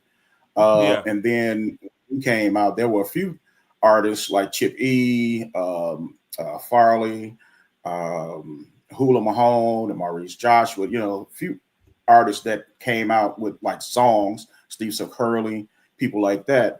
And so we had a few, Marshall Jefferson and Curtis McLean would Move Your Body. So we had a few things that were considered like vocalists and actual songs, but most of it was just tracky stuff, So our particular music, genre of music that kind of took off for us that was so different it's called acid house, which is really it's some weird wild sounding kind of music and tracky stuff, a lot of bass line, a lot of heavy kick, but for whatever reason it was something that took off in regards to when people hear it, they would just kind of go crazy in regards to dancing. So that's kind of what I got into. Of course, when I first got into it, the old man wasn't happy about it. He was like, "No, boy, you're gonna sing, you're gonna do gospel, he wasn't having an R&B. He wasn't having no house. He was like, no, you gonna sing, you gonna do this.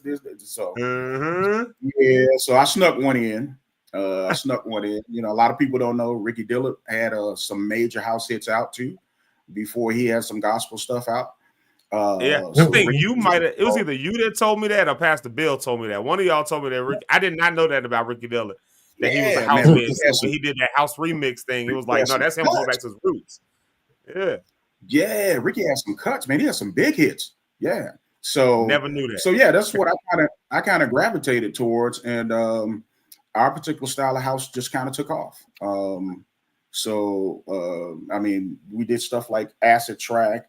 Well, the name of the group was Future and Fantasy Club, so we kind of commingled, depending upon what it was we were doing. Future did the more tracky, more bass, instrumental, rhythm stuff, and Fantasy Club, we did the more vocal, more songy type stuff. So, so we did Acid Track, we did Your Only Friend, which I don't know how, but people thought when you hear it, people thought it was a cocaine song. It wasn't about that. It was actually an anti-drug song. Oh wow! Because it was saying, "I'll make you cry for me. I'll make you fight for me." So we were telling you, it was during the whole "Say No to Drugs" campaign kind of thing, and we, there's some house behind that, and it actually turned out to be a big hit. And then stuff that we did for Fantasy Club, like Fantasy Girl and Got the Bug and all of that stuff, the real song type stuff. Those things kind of took off, so it's been an interesting ride. And I still make tracks. I still do stuff. I just released something with this UK group last November called Hard Floor. And we had a wax version of what we did that came out last November. That'll be out sometime this summer over in the States. So I still go in the studio and still do stuff with Hula and Maurice Joshua and people like that, Liddell Townsend, Roy Davis Jr., Mike Dunn. So yeah, I still kind of mess with and dabble a little bit. I got a question for you. Go ahead, E. I got a quick question. So for those of people that's not from Chicago who may not know where house came from, can you tell a little bit about the background of it for those that may not know what it is, and like how did it originate? Kind of situation. So you got a lot of bad information out there, mixed stories about how house originated. It originated from Chicago. It did not originate from New York. Disco came out of New York. House music originated in Chicago. So y'all stop believing that nonsense. Yes, Frankie Knuckles was a cold DJ. He came from New York, but he discovered house when he came here. But house was already here, so he discovered the sound. But we had other DJs like Farley, like other people that was up making house music. Chip E, Jesse Saunders, those guys. They had been doing house music for a minute. Them cats was taking reel to reels and playing live records and mixing them in and editing, doing edits on the fly. So yeah. Oh wow. House music kind of. We were already here in Chicago. That's a Chicago thing. Wow. So to say house music, is that, like you said, it's a Chicago thing, but do you feel like certain areas have different music things? Like like go-go is out there in their area. So house is dedicated to Chicago. It's a Chicago thing, period. Yeah, I think, and you can definitely tell a Chicago style house music. Detroit has its own techno sound, which house is huge in Detroit too. Baltimore has a great sound. Like you said, East Coast with DC is go-go. And they even do some house. But Chicago house is normally more soulful. I think our producers and musicians, when it comes to house music, and even though it's a lot of programming, I think they're a lot more polished and they take a lot more seriousness when it comes to the craft. And they cross over because Hula's won a Grammy, Maurice Joshua's won a Grammy, Eric E. Smooth Miller. These guys, they won Grammys from working with Hula did the remix for Fresh Prince of Summertime. Mm. Yeah, classic. Out of Harvey. So Maurice Joshua did some work with Beyonce.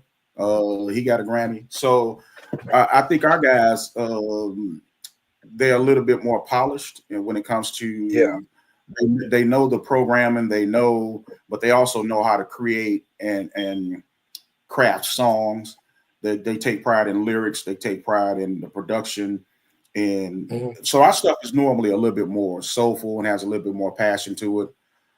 And then you have the deep house category that people even kind of get into, which is, to me, is a little bit more when it comes to rhythm, keyboards, that type of stuff. It's just how you add and layer instruments and other things in the studio.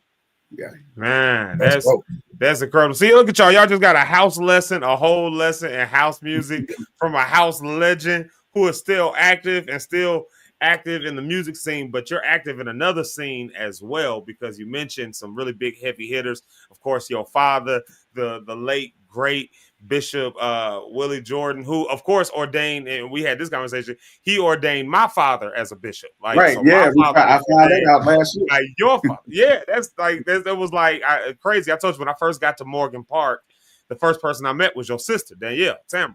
She was the first one that I met that was there, and she was like, "Now, what's your name, man? What's your?" And then when I found out who she was, I was like, "Wait a minute, your daddy ordained my daddy as a bishop." And then so just finding all these these connections. And then of course we start working with Community Healing Resource Center Network, and we start doing that work together. And Pastor Bill is like, "No, that's JR. Meet JR. This is Bishop Jordan's son. This is Tambra's brother." I'm like, "What? Y'all everywhere, man. Y'all are everywhere." And that's so dope. So you've carried on a legacy of getting involved in community and showing maybe, and you can correct me if I'm wrong for wording it this way, but in my mind, putting the gospel to actually on the ground. Like, if the gospel is to like free people, if the gospel is to make people have a life that's, for lack of a better terminology, heaven on earth, like somebody's got to be the one that's advocating and pushing that forward. And so we preach it every Sunday. We preach it, but never do anything about it. And you were part of something that was there in the south suburbs of Chicago. And you were really one of the driving forces behind making something that was tangible right out of the church. Can you talk to that just a little bit? Can you speak to that a little bit? What that was, what that drive was, and kind of what you did, so people, I don't think they really understand how big of a deal what St. Mark was doing was, and how you were influential in that. Sure. Yeah, most definitely. So my father always had his vision when it came to ministry, and the way he operated was always to minister from a holistic perspective. So even when when he first took over St. Mark, and we were in the storefront church with 47 members, he was always community driven and community active. Whether it's doing something like a little barbecue thing, or just going door to door up and down the block in the area that the St. Mark was located, and evangelizing. So going door to door saying, "Hey, look, come over here to this church. We're doing this. We're doing this. We're doing this." So he was very active with canvassing and getting out into the community to try and get people inside the doors. So when it comes to church and how active or not active we've been in the community, church Christians, we do a lot of stuff real good inside the walls. Yeah, we shouting, praise and worship, teaching, preaching. We are very good with edifying the body inside the walls. Where we fall short at is going out in them highways and byways and being active, and being really involved and impactful in the community. So especially when it comes to mental health and trauma, we are completely behind the curve when it comes to that. And it's unfortunate, and I know a lot of people don't like to hear it, but you can't pray everything away. You can get deliverance on things, but you have to be able to. Some people deliverance comes supernatural and it happens right there and instantly, and some people deliverance it takes time because they have a lot of stuff to unpack and deal with. And sometimes we try and cut the line, and we bring folks up and you want them to get prayed for, but they get prayed for and they're okay right then and there. But when they leave that building, they're going right back into a domestic violence situation. They're going right back into a situation. They're going right back into a situation that's going to take them right back to the trauma that you just prayed them out of and for right there while you was there. So the follow-up, how we deal with things and how we get involved in people's lives outside of church, outside of those four walls is, it's got to be practical, and it has to be, you have to be able to take that and make it a holistic situation. And we've kind of dropped the ball on that.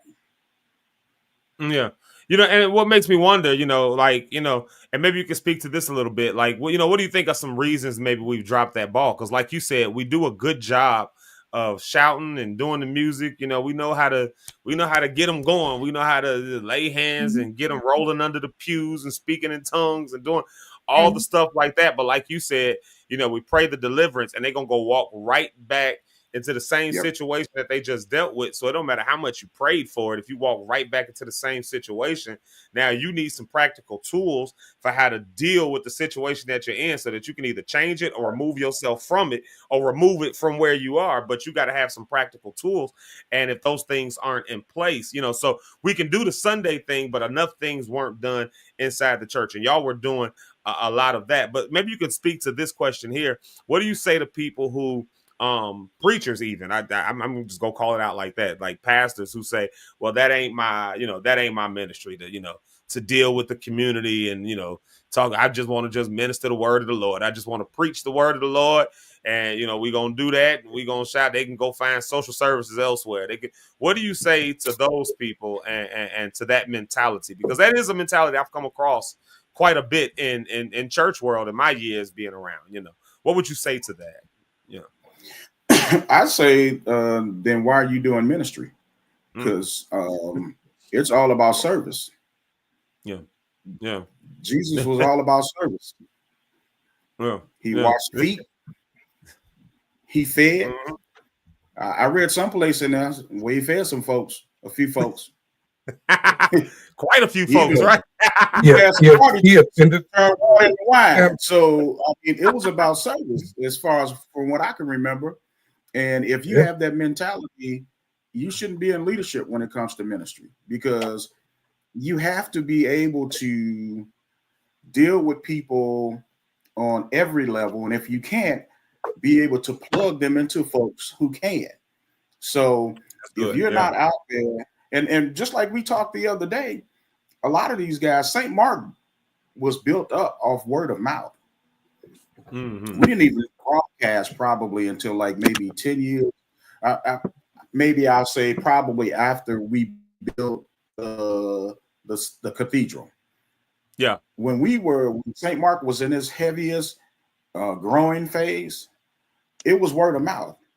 And that was because of all of the activities that we were doing in the community.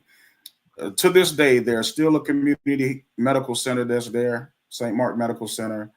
There's still a school, even though it's not St. Mark Academy, but there's still a school there. Somebody has a charter school over there. So there are still services in that community still to this day, 25 years later, that the community is involved in the service in that community.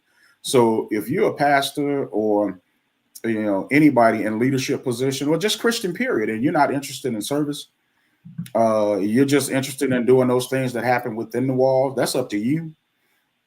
And you can have that attitude, but my thing is, how serious really are you about ministry? Because to me, it's about giving back. It's about helping take care of those folks who are homeless, those folks who don't have stuff to eat, those folks who, got situations going on and they need help with. And some people, it's just a little bit of help. You can point them in the right direction. What I like about what we do for Live Free It's faith based. But the stuff that we do at Live Free, we were doing at St. Mark 25 years ago. We had members of St. Mark that were very smart, very well polished as the church began to grow. One of the reasons we had the Jordan Community Service Center at St. Mark, and we were state funded. We had teen parent services, prevention intervention services for at-risk youth. We partner with Aunt Martha's Youth Services, even a reporting center where we had direct connection with juvenile court. and rightly so, because when I would go to advocate at juvenile court, at Judge Studley's court, I would see some members of St. Mark at court, juvenile court, with their kids, and Yeah. just show you church on Sunday, Deacon and Sister so and so, and little Junebug and Ray, and you in here because he out here in the community stealing cars and gang banging. So I'm looking at them, they looking at me, and I'm like, so they pulling me to the side at, after they come out of court. Hey, what do you do? And I'm like, well, I work for Aunt Martha's Youth Services, and I'm a court advocate, and I do this, and this. And they was like, well, can you speak up on behalf of my son? And I was like, no, I cannot, not unless he want to get involved and do some stuff the right way. I'm like, Yeah, because I see him singing in the youth choir, but he in front of Judge Studley. And I heard he riding around in stolen cars. He gang banging. He just got kicked out of school because he gang banging. You ain't saying none of this stuff. We don't know nothing about that. So it's that whole mentality of not airing your dirty laundry, but yet still I'm seeing you people in church. And so, yeah, we had people at St. Mark that were very polished. And young lady by the name of Lonetta Albright, she's actually Lonnie Hunter's oldest sister. Very sharp. Lonetta was probably the major reason for Aunt Martha's Youth Services at the time. I think they were probably about $30 million a year. She was a major reason for Aunt Martha's, her, and a couple other well-polished Black African-American women that was majorly responsible for Aunt Martha's getting a lot of the funding that they have.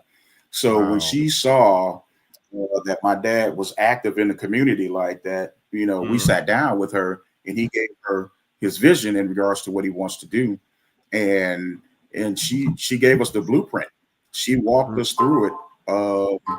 And then, so we were able to go from just doing like little mom and pop stuff to actually becoming a full-fledged community-based organization where we were getting funding from Department of Human Services and Department of Public Aid to do welfare work, to do teen parent initiatives, to do mentoring, after school tutoring, and dealing with at-risk youth. And we were servicing these guys, and we got funded probably, I want to say about 15, 16 years, we were funded by the state to do those services. So, so it was a combination of things. We had people that were polished, that knew what they were doing, laid out the blueprint, could show us how to move from A to B in regards to that.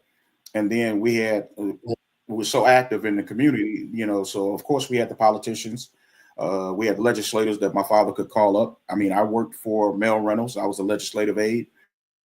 Oh, cool. Yeah. I worked for several elected officials in the South Suburban area, State Rep Anthony DeLuca. So having those types of relationships, and then being active in the community and being able to put together programs and develop programs for at-risk youth or for kids in the community or families. It was a combination of those things that we were able to do at St. Mark, and having key people in place like the Lonetta Albrights that were able to show us, give us guidance and direction in regards to that. And that's how things kind of took off. Yeah. And you know what? And I'll say this. I don't know if Eric's about to jump in there, but I was going to say that was the thing that attracted my dad to your dad, actually, was that where we were doing those same things. You talk that 25, 30 years ago, trying to do things in the community, amongst other pastors, amongst other church folks, somebody who's coming Mhm. in and saying, hey, the community needs this. The community, folks Right. ain't got no food. We need to figure out how to open a soup kitchen. Folks ain't got no furniture. Let's figure out how to get them furniture. Folks ain't got clothes. Let's get them clothes. Folks ain't got jobs. Well, let's hook them up with job placements. Or folks can't get placed in jobs because they ain't been trained on jobs. So let's figure out some job training. Let's do these one-stop shop initiatives, these things, and basically saying, if people can come to the church and get all their Holy Ghost fixed, then they should be able to take that Holy Ghost and use it in their real life. So they should be able to come to church and get that as well. And that was one of the things that attracted my dad to your dad. But one of the things that we talked about was the pushback that you get from other pastors and other churches when you try to do that kind of work, something that the community is clearly coming to. They're clearly coming out because they need this stuff. They need that love in that way.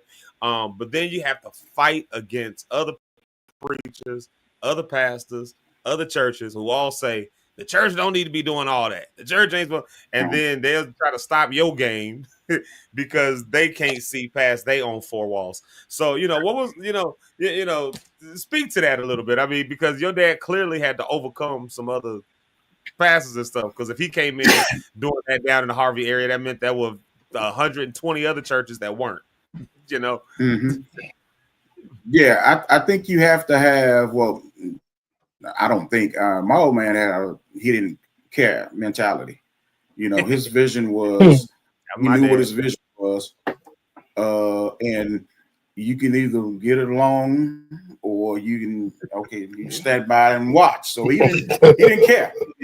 Do his thing in regards to what he felt his vision was from God. So he was very focused on that, and he put it out there. He was always inclusive. He never had a problem with saying, hey, look, what do you think about this? And if they didn't get it, if they didn't see it, he just went ahead and did it anyway.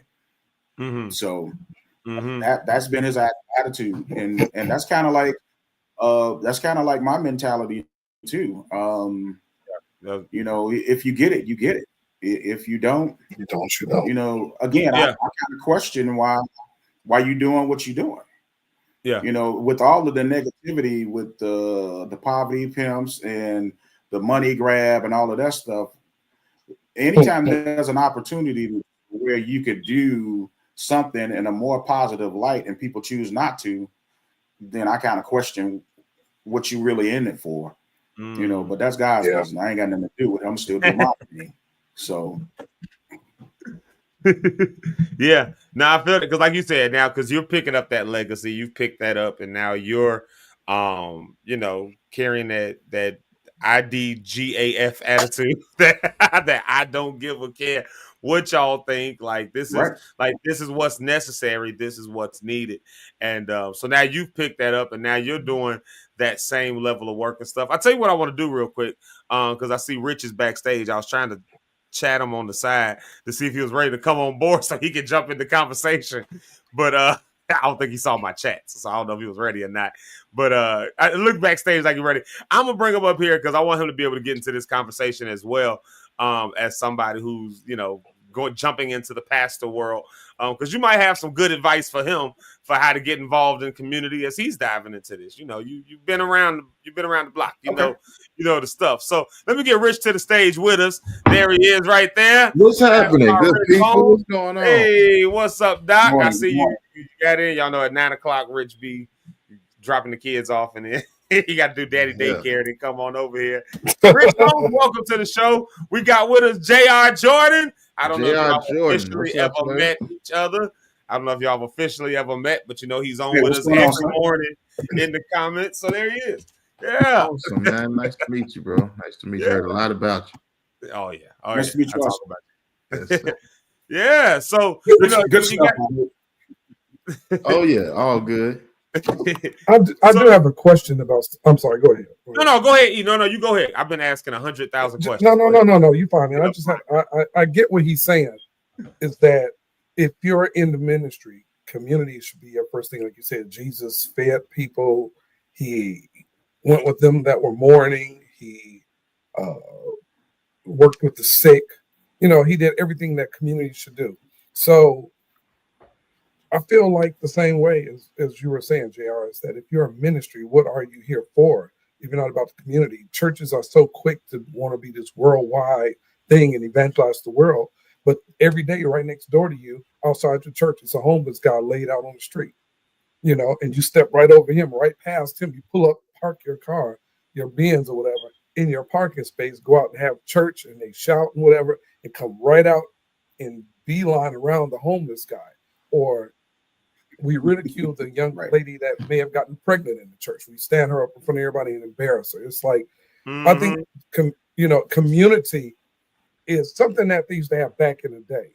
And the church had a big role in community back in the day. If you think about it, back in the 40s, 50s and stuff, people didn't go get their attorney. They went and got their pastor when they were being sprayed with water hoses and all that.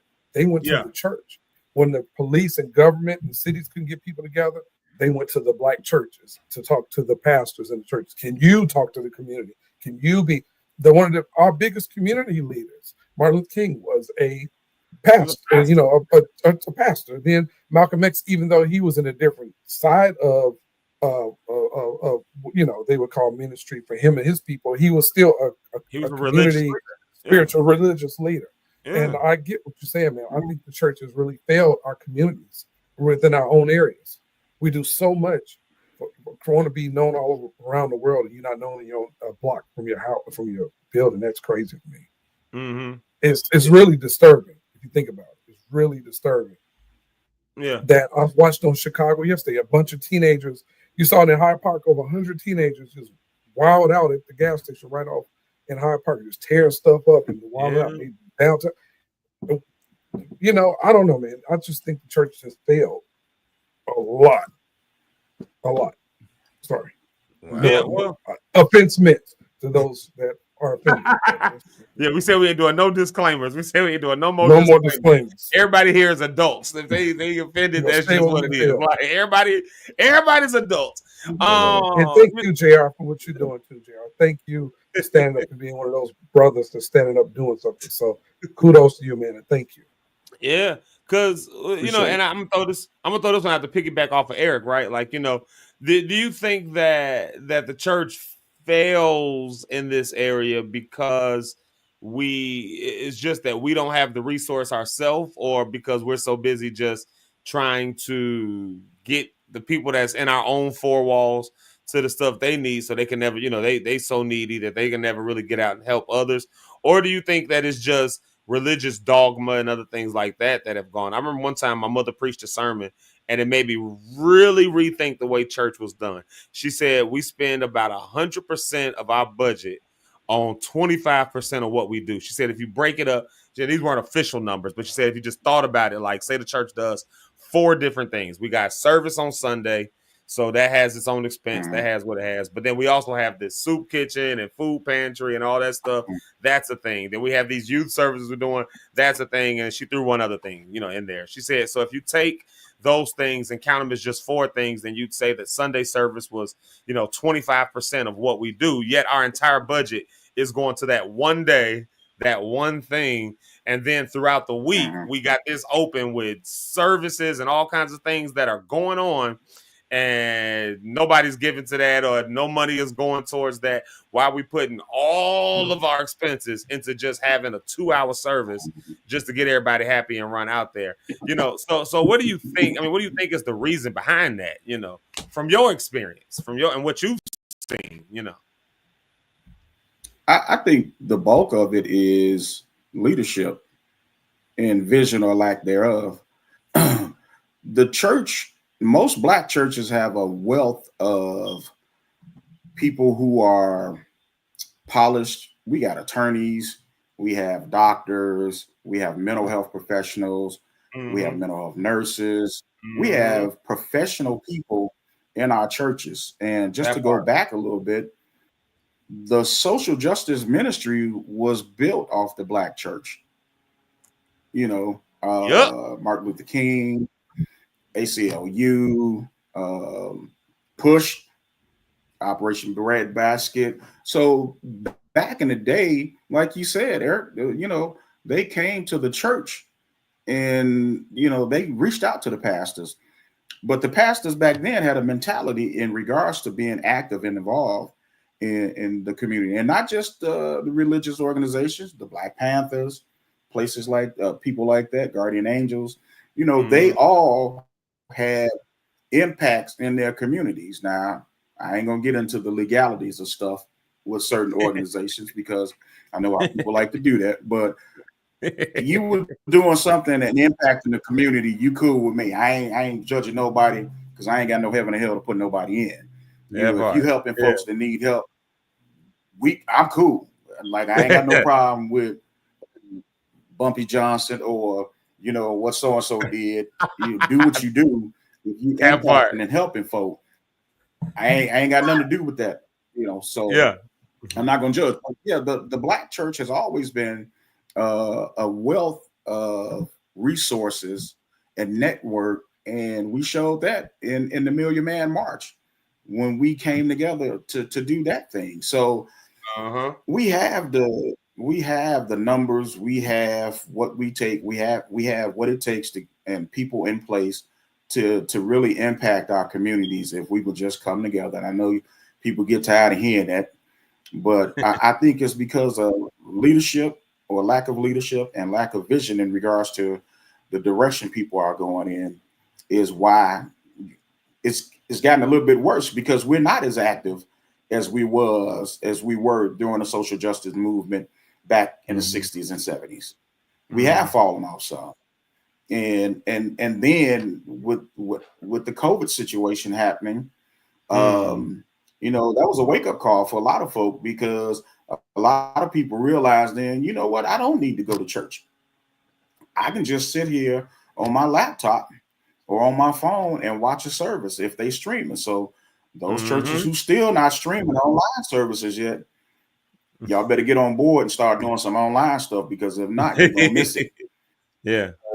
We're not getting folks back within the walls in droves like we used to. At our highest peak, St. Mark had grown to 6,000 members. We had a 3,000 seat church, and my father was running 2 services a Sunday, a 9 and 11, and it was packed. We had gotten to the point where the second service, having a 3,000 seat cathedral, we're starting to put chairs down the aisle, and he was looking into knocking down some walls to expand to add another 1,000 seats, and this was 25 years ago. So folks don't, they don't need to, even though we still have mega churches, there are a lot of them out there. Folks don't need to, if you can do an online service, or if you can broadcast, you might want to look into it. But again, having that vision and having that leadership and having that spirit of servitude is, if that's what you want to do, if that's the direction you're going to travel in, then that's what you're going to do. But I just don't, because I was raised, my family, we were raised that way. We were raised in service. I don't see ministry. It's not separate for me. Yeah. Though service and ministry go hand in hand to me. And for folks not to see it that way or not do it that way is kind of foreign to me. Yeah. Yeah. And you just said something, service, and I'm gonna toss it to Rich. He looked like he was about to say something, so I don't want to hog up at all, because I know you said you was here for a certain amount of time, so I want to make sure, to be respectful of that too. But you just said something that just hit so hard. You said service and ministry go hand in hand, and I learned something. First time I went overseas, I did a study abroad. I was in England. And, over here we have, politicians who, we call them secretary of this, secretary of that. But in England, they call them the minister of. So it'll be the minister of defense, or the minister, because you're a public servant. Like you just said, service and ministry go hand in hand. That word ministry literally means service. They come from the same root. They're the same thing. Like, so we've kind of convoluted this word ministry into just being preaching, just running your mouth over a microphone, raising an offering, sending people home if you gave them a good time. We call that ministry. But ministry means literally service. Like, ministry without service ain't ministry at all. That would be like fried chicken with no meat. Like, that's like, it's not chicken at all. But I'm gonna throw it to Rich, because I know he was here for a minute. I want to be respectful to your time as well, JR. So yeah. Listen, man, this is a great topic. I love it. It's awesome.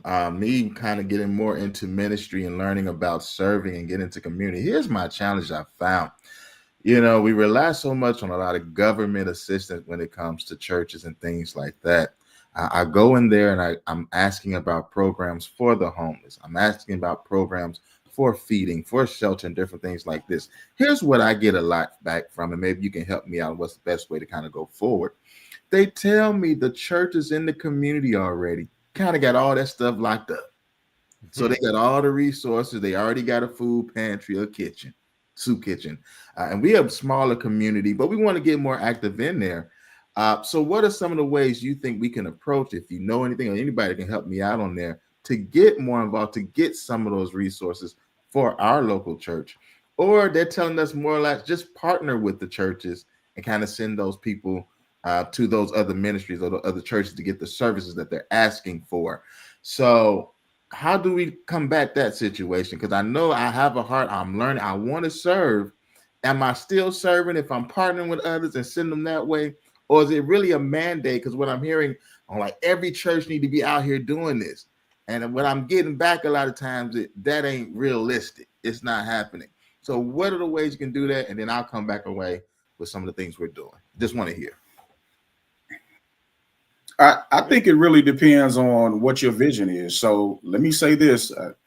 It's about to get sticky. So come on. I know a lot of churches or a lot of religious groups that are getting money, lots of money. Yeah. And they're not necessarily doing what they're supposed to be doing. So with that being said, that situation has kind of is diluted the population when it comes to funding. So yeah, partnerships are great. And you do have a lot of churches advocating and doing the same thing, or say that they're doing the same thing. Yeah. And I mean, just to be truthful, they're not. Some folks taking the money and not doing anything with it. It is what it is. So at the end of the day, whatever your vision is and what it is that you're trying to do, you just got to keep plugging away at it. As things grow, or as you make inroads to certain things, or you partner with certain people, things will start to happen. When St. Mark first started, we started out doing a after school tutorial class and mentoring class.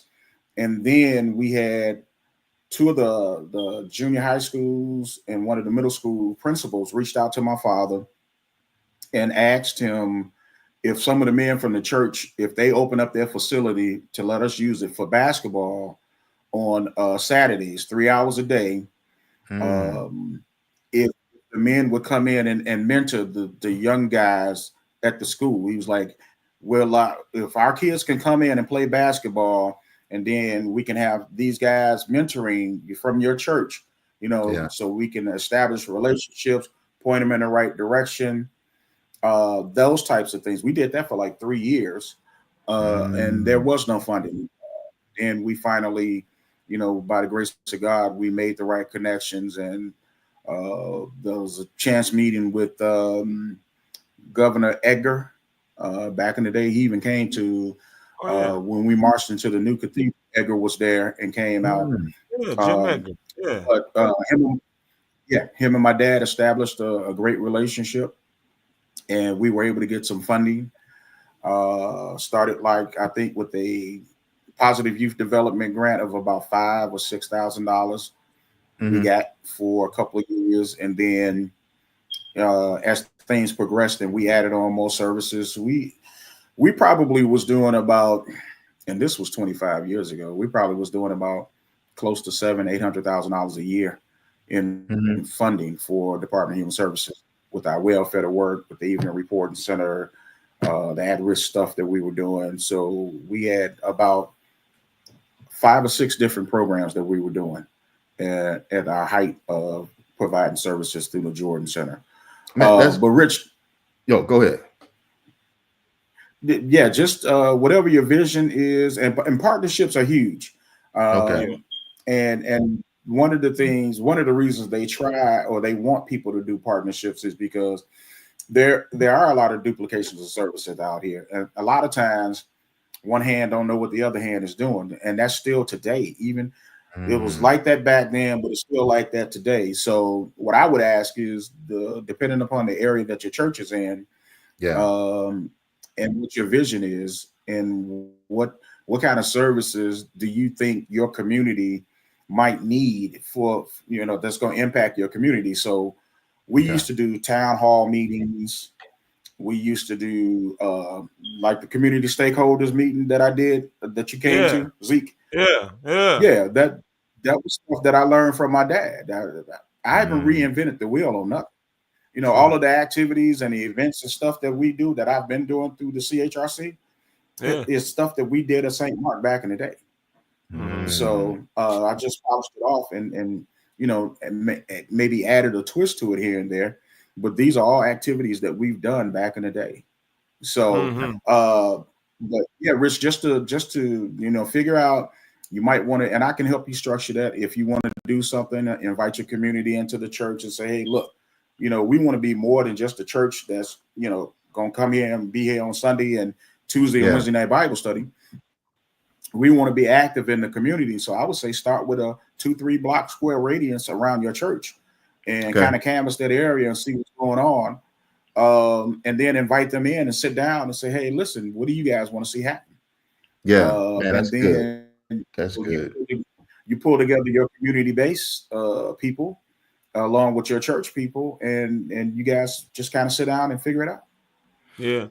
Let me ask you this here, man. This is good. That's helped me out for real. Because we just had a really good, impactful Sunday. It was Resurrection Sunday. The Super Bowl of Sunday for the Christian belief, as I call it. But we had great people that came in, great people from the community. They gave their life to Christ. And one of the things they kept asking about were the services that we had to offer. Now, I want to ask this, though, because many a times I feel, and maybe others can share this, that some people use the church as a crutch. And I'm trying to see, when it comes to that, how much of that are we to be a crutch, or do we say we should be a crutch? Or are there moments where people need to now mature and kind of stand on their own, where the church is there to help build you, to be able to stand on your own, to be able, or are we really supposed to just provide the service over and over again? How do we continue to balance that out for the community in 2025? Because some people say they want to help, but then they ain't trying to do the work. And I'm one person, if I'm using resources to build up the help for the work, and you still not coming to take advantage of it, that can get frustrating in ministry. How do we speak to that? Yeah. So I think you have to kind of look at it as a case-by-case scenario, because different folk have different things that they're dealing with, and we want to be able to help everyone, but unfortunately, some people just not going to get it. We're not going to be able to help everyone. But if we have the opportunity to at least try, then yes, we definitely should make every effort. But for those who don't get it, I don't know. We have some to slip through the cracks, to fall through the cracks, of course. But for those folks that really want to change and really want help, they're going to take that help. They're going to do what they need to do. Like if you tell them, I need you to be at this place at this time, because this is going to help you get, if you're homeless and you need this, then I'm putting you in touch with somebody and this is going to help you out. And then they don't show. There's nothing you can really do about that. You can't legislate a person in regards to, how they should move. So we can be there and offer them that help and that service. And I've seen it and still see it to this day. And I've been doing this for 30 years. Some folks just not going to show up for whatever reason. But to me, that just speaks volume in regards to some of the other stuff that they might be dealing with that's holding them back. So, but if we get the opportunity to deal with them for any length of time, then we might be able to help them and figure it out. So, unfortunately, we're not going to be able to help everybody. And it does get frustrating and you get burnt out You know, because you keep seeing people fall through the cracks, and you want to help them, but you know, we can put everything there. We can lead you to water, but we can't make you drink. So as long as you put forth the effort and you're putting people in the right place and pointing them in the right direction, you know, at some point it's up to them to make sure that they follow through on stuff. Yeah, you know what's crazy? You know, like even speaking to that, you know, I think that there's a lot of folks who, and I'm not saying Richard does this, everybody. I'm not saying that, but I'm saying there's a lot of pastors, just an experience that I've had the few years I've been around the church world. A lot of pastors who will say, you know, that's the reason they won't offer certain things, because people, you know, it's the same thing as, you know, I'm not giving the dude on the corner, I'm not gonna give him this $1 because he ain't gonna do nothing with it, but take it and get some drugs anyway. So I ain't gonna do. And it's like, no, once you release that $1, it's up to him what he does with it. Yeah, you know what I'm saying. But you know, if you're gonna give it, you're gonna give it. If not, you're not. But you know, a lot of pastors, you lean into that as an excuse, which was this whole thing of, you know, I ain't gonna do it because they're not gonna use it the right way. They're not gonna do such and such, you know. Or when should we make them? To like your question was, Doc, you know, when should we make them realize they're not going to use this or do such and such? They becoming dependent on the church. But I would make the argument that for a lot of the churches that say that, they got people who's in their church every Sunday who are dependent on the church. Like they've used church as a crutch every Sunday. You're supposed to be becoming spiritually mature, but every Sunday you come into the altar because you need deliverance. If every Sunday you coming down getting delivered from the same thing over and over again, that's probably a church that needs some physical resources going on in their place, because that spiritual resource ain't working. It did what it needed to do. Now something physical has to follow it up.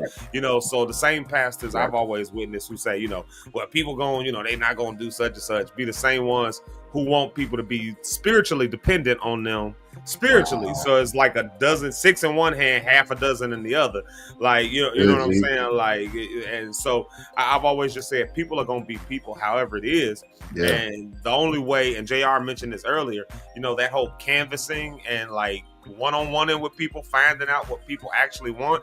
Again, it goes back to this word ministry, which is the same thing as service. And, you know, the worst restaurant in the world would have to be a restaurant that you walk into, and as soon as you sit down, they bring you a hamburger, and you look at them and you say, I ain't asked for no hamburger. Like, I was coming for a pizza.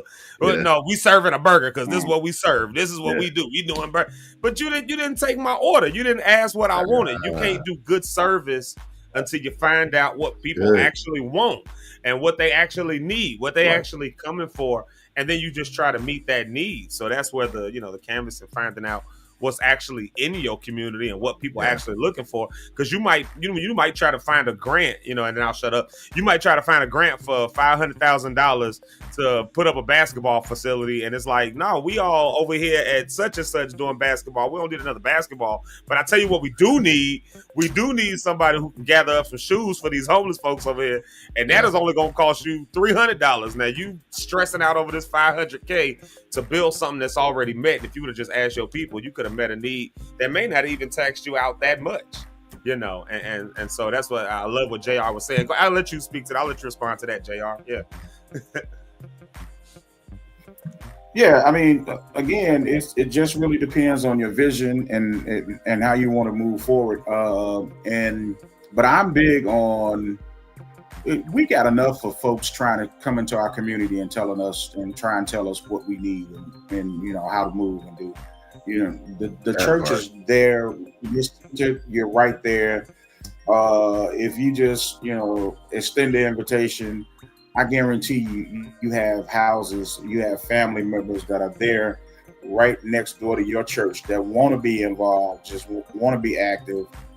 But the thing is, nobody's asked them to from the church. So, extend that invitation, say, hey, listen, this is our church. Yeah, we do ministry, but we also want to know, how can we make our community better? How can we get you guys involved?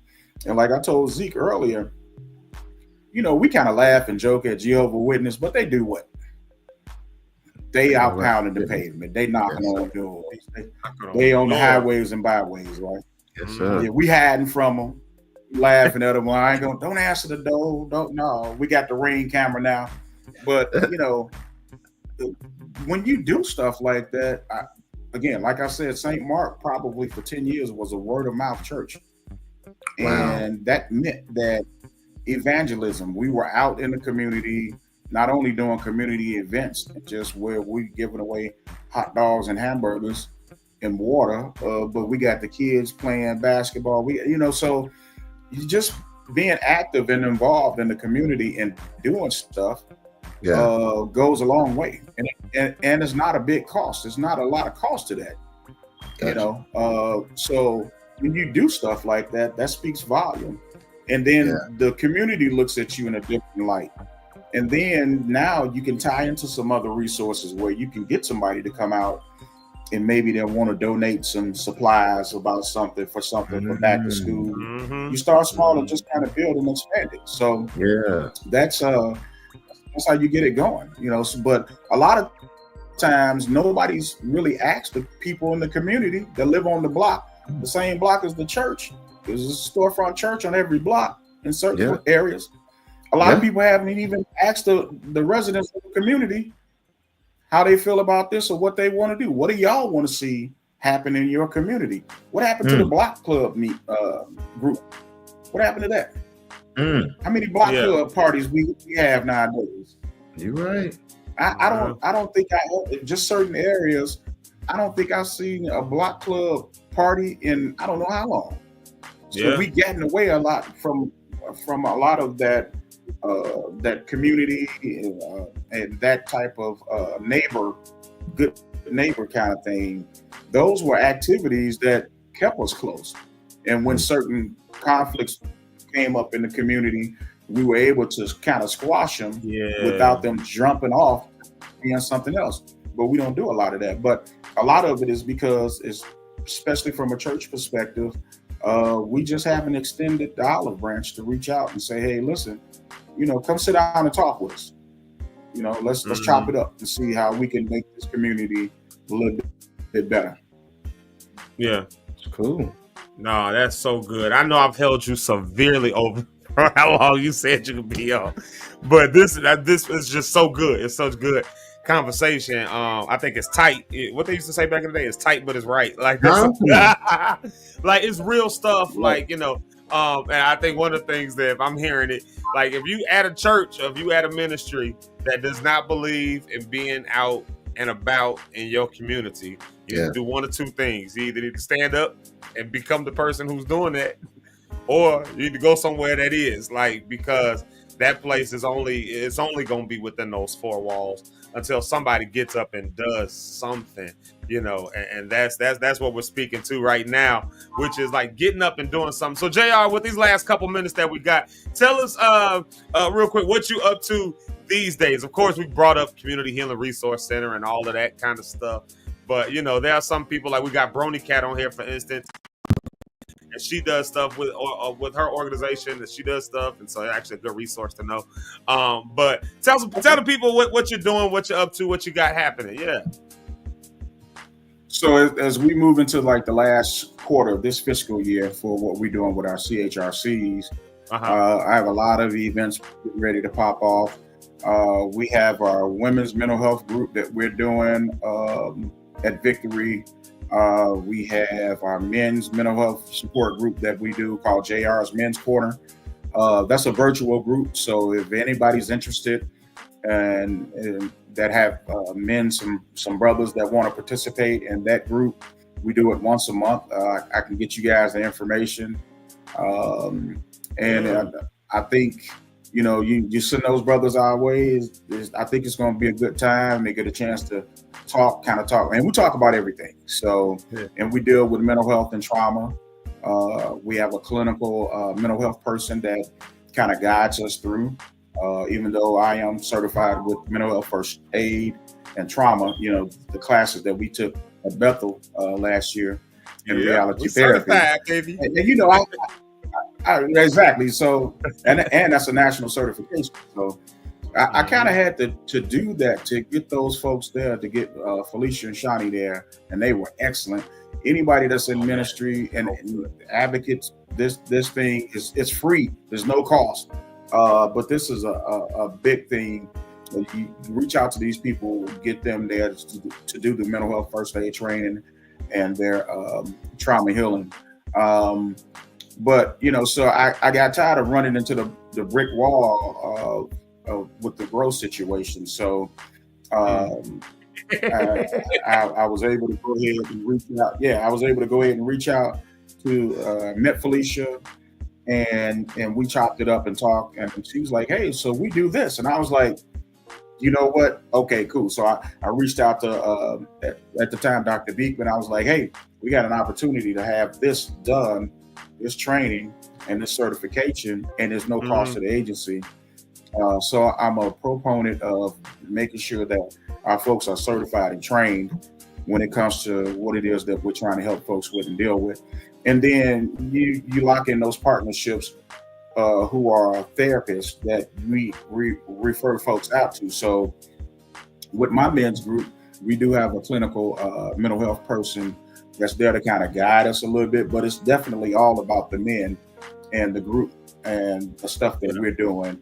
And just having guys come together in a safe space to kind of talk about whatever their issues are, and some of the things that they're dealing with. I think it's a great thing. It's going to be a very good group. And then we got with the weather getting better, we got our outdoor activities getting ready to jump off. Yeah.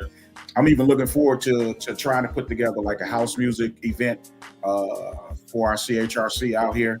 So yeah, I'm definitely looking forward to kind of doing something like that later on in the summer. So yeah, those are some of the things that we got coming up. We got to talk about that house music event because we want to do one over in the south side of Chicago. So we might have to. I mean, I know you want to do it in the south suburbs, but we can do two, I guess. But there ain't nothing wrong with coming over to us. And, we got the speakers. Let's figure it out. I got no problem with it. Yeah. Okay. Yeah, we can definitely figure it out. We clear it out and make it like a party in there. That's one of the things we actually been talking about. Pastor Bill been wanting to do that. So Oh, really? Yeah, he been wanting to have a house head. He a house head. He been wanting to have a house party. He been wanting to move the chairs out the way, turn on some house music, and let people just have a good time in the theater. Like just opening the doors up, have some tables, all that stuff. So yeah, I think we can. Look, the wheels are turning. I'm thinking if we do like maybe a youth explosion kind of thing, we can pull it off. We can pull something together and we tie something in. Yeah. So yeah, let's talk about that. Bet we work through that one because I'm all for it. I'm all for it. So absolutely. Okay. So man, listen, JR, thank you so much for being on here. Y'all go follow JR Jordan. Y'all know he's with us most days on from Facebook or YouTube now. You've been coming on YouTube, I've been noticing. But y'all go follow Facebook him. did me bad, man. They kept booting me, so I came on over to YouTube. I don't know what happened with the Facebook thing. I told y'all, YouTube is the place to watch it. I told people subscribe on YouTube. That's the better place. But but I want people to go and follow you and see the stuff that you're doing and see what you got going on, so they can figure out ways to get involved. Even like I said, Abronia is on here and she was dropping some history and all this stuff like that. She was on YouTube comments dropping history while you was talking, man. I was trying to put it on there, and even as the conversation was going and you were talking to Rich about some stuff, she was putting that, "Hey Rich, if your church is in Chicago, I can get you set up with my department." Like, see, so that's why these conversations are so necessary. I don't care if they offend certain people, they're gonna help somebody else. The ones who need it. So that's why I'm so appreciative that you jumped on early in the morning with me and came on here. JR Jordan, I appreciate you so much, man. Tell the people where they can find you, or if they can get your music as well, because you're still a house legend. Your stuff's still out there, so they can go listen to that. Let the people know real quick. Yes, sir. So, I'm on Facebook, Willie O. Jordan, Instagram and TikTok. I am JR Jordan. Just check me out. Disclaimer: my social media page is serious, and it's not serious. It's really more not serious than serious. So it'd be a lot of shenanigans happening. It's social media. But your page is hilarious. I love your page on Facebook. It's the first thing that comes up on my thing. You always got some video or something. Oh yeah. So I be sometimes it's for the streets, but yeah, it's I do a lot of informative stuff also. And I do a lot of political stuff, especially with this current administration in the White House. I do a lot of political stuff. So if you don't like that kind of stuff, my page might not be for you. But I'm gonna always put out good information. I'm gonna put some shenanigans out, but it's gonna always be some good information. I'm trying that. And that's But yeah, that's what I love about your have me on, man. I love to come back. Yeah, I love to come back and chop it up with you fellas, man. Definitely looking forward to meeting Rich and Eric at some point. And I think what you guys are doing is great, and just keep it up, man. Man, thank you. And we definitely gonna have you back, especially as we start because like you said, the wheels are turning. Now that y'all want to do the house thing, I want to do now the wheels are really turning.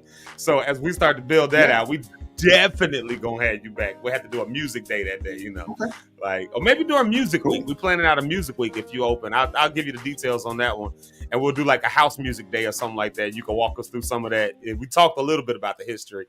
I know we were kind of focused on other stuff today, but that might be because you're a wealth of knowledge in that area too, and people need to know, you know, some of that stuff. So, man, I appreciate it.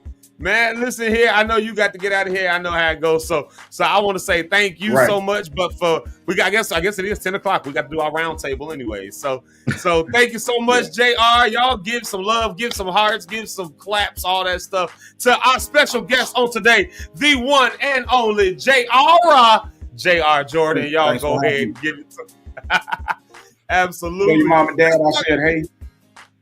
Say again. Tell your mom and dad I said hey. Of course. Man, it's crazy. You know, my parents, they I had, of course, held your family in such high esteem, obviously. So, you know, my dad was asking, he was asking about your brother. When's the last time you talked to Jonathan when he was here in town? Like, so they remember. They remember all of that. I was already calling you nephew and didn't even know. My point. That's what I'm saying. As I've been trying to tell people, man, we out here, y'all. We out here. Right. Cool. Let's do our round table real quick. Eric, we done heard from JR. Let's hear from you. Give the people your final thoughts for the day on this Thursday therapy. Go ahead and give the people your final thoughts. E. Well, man, as I normally say, we need you guys to share, like, and support. There's always something good and beneficial here.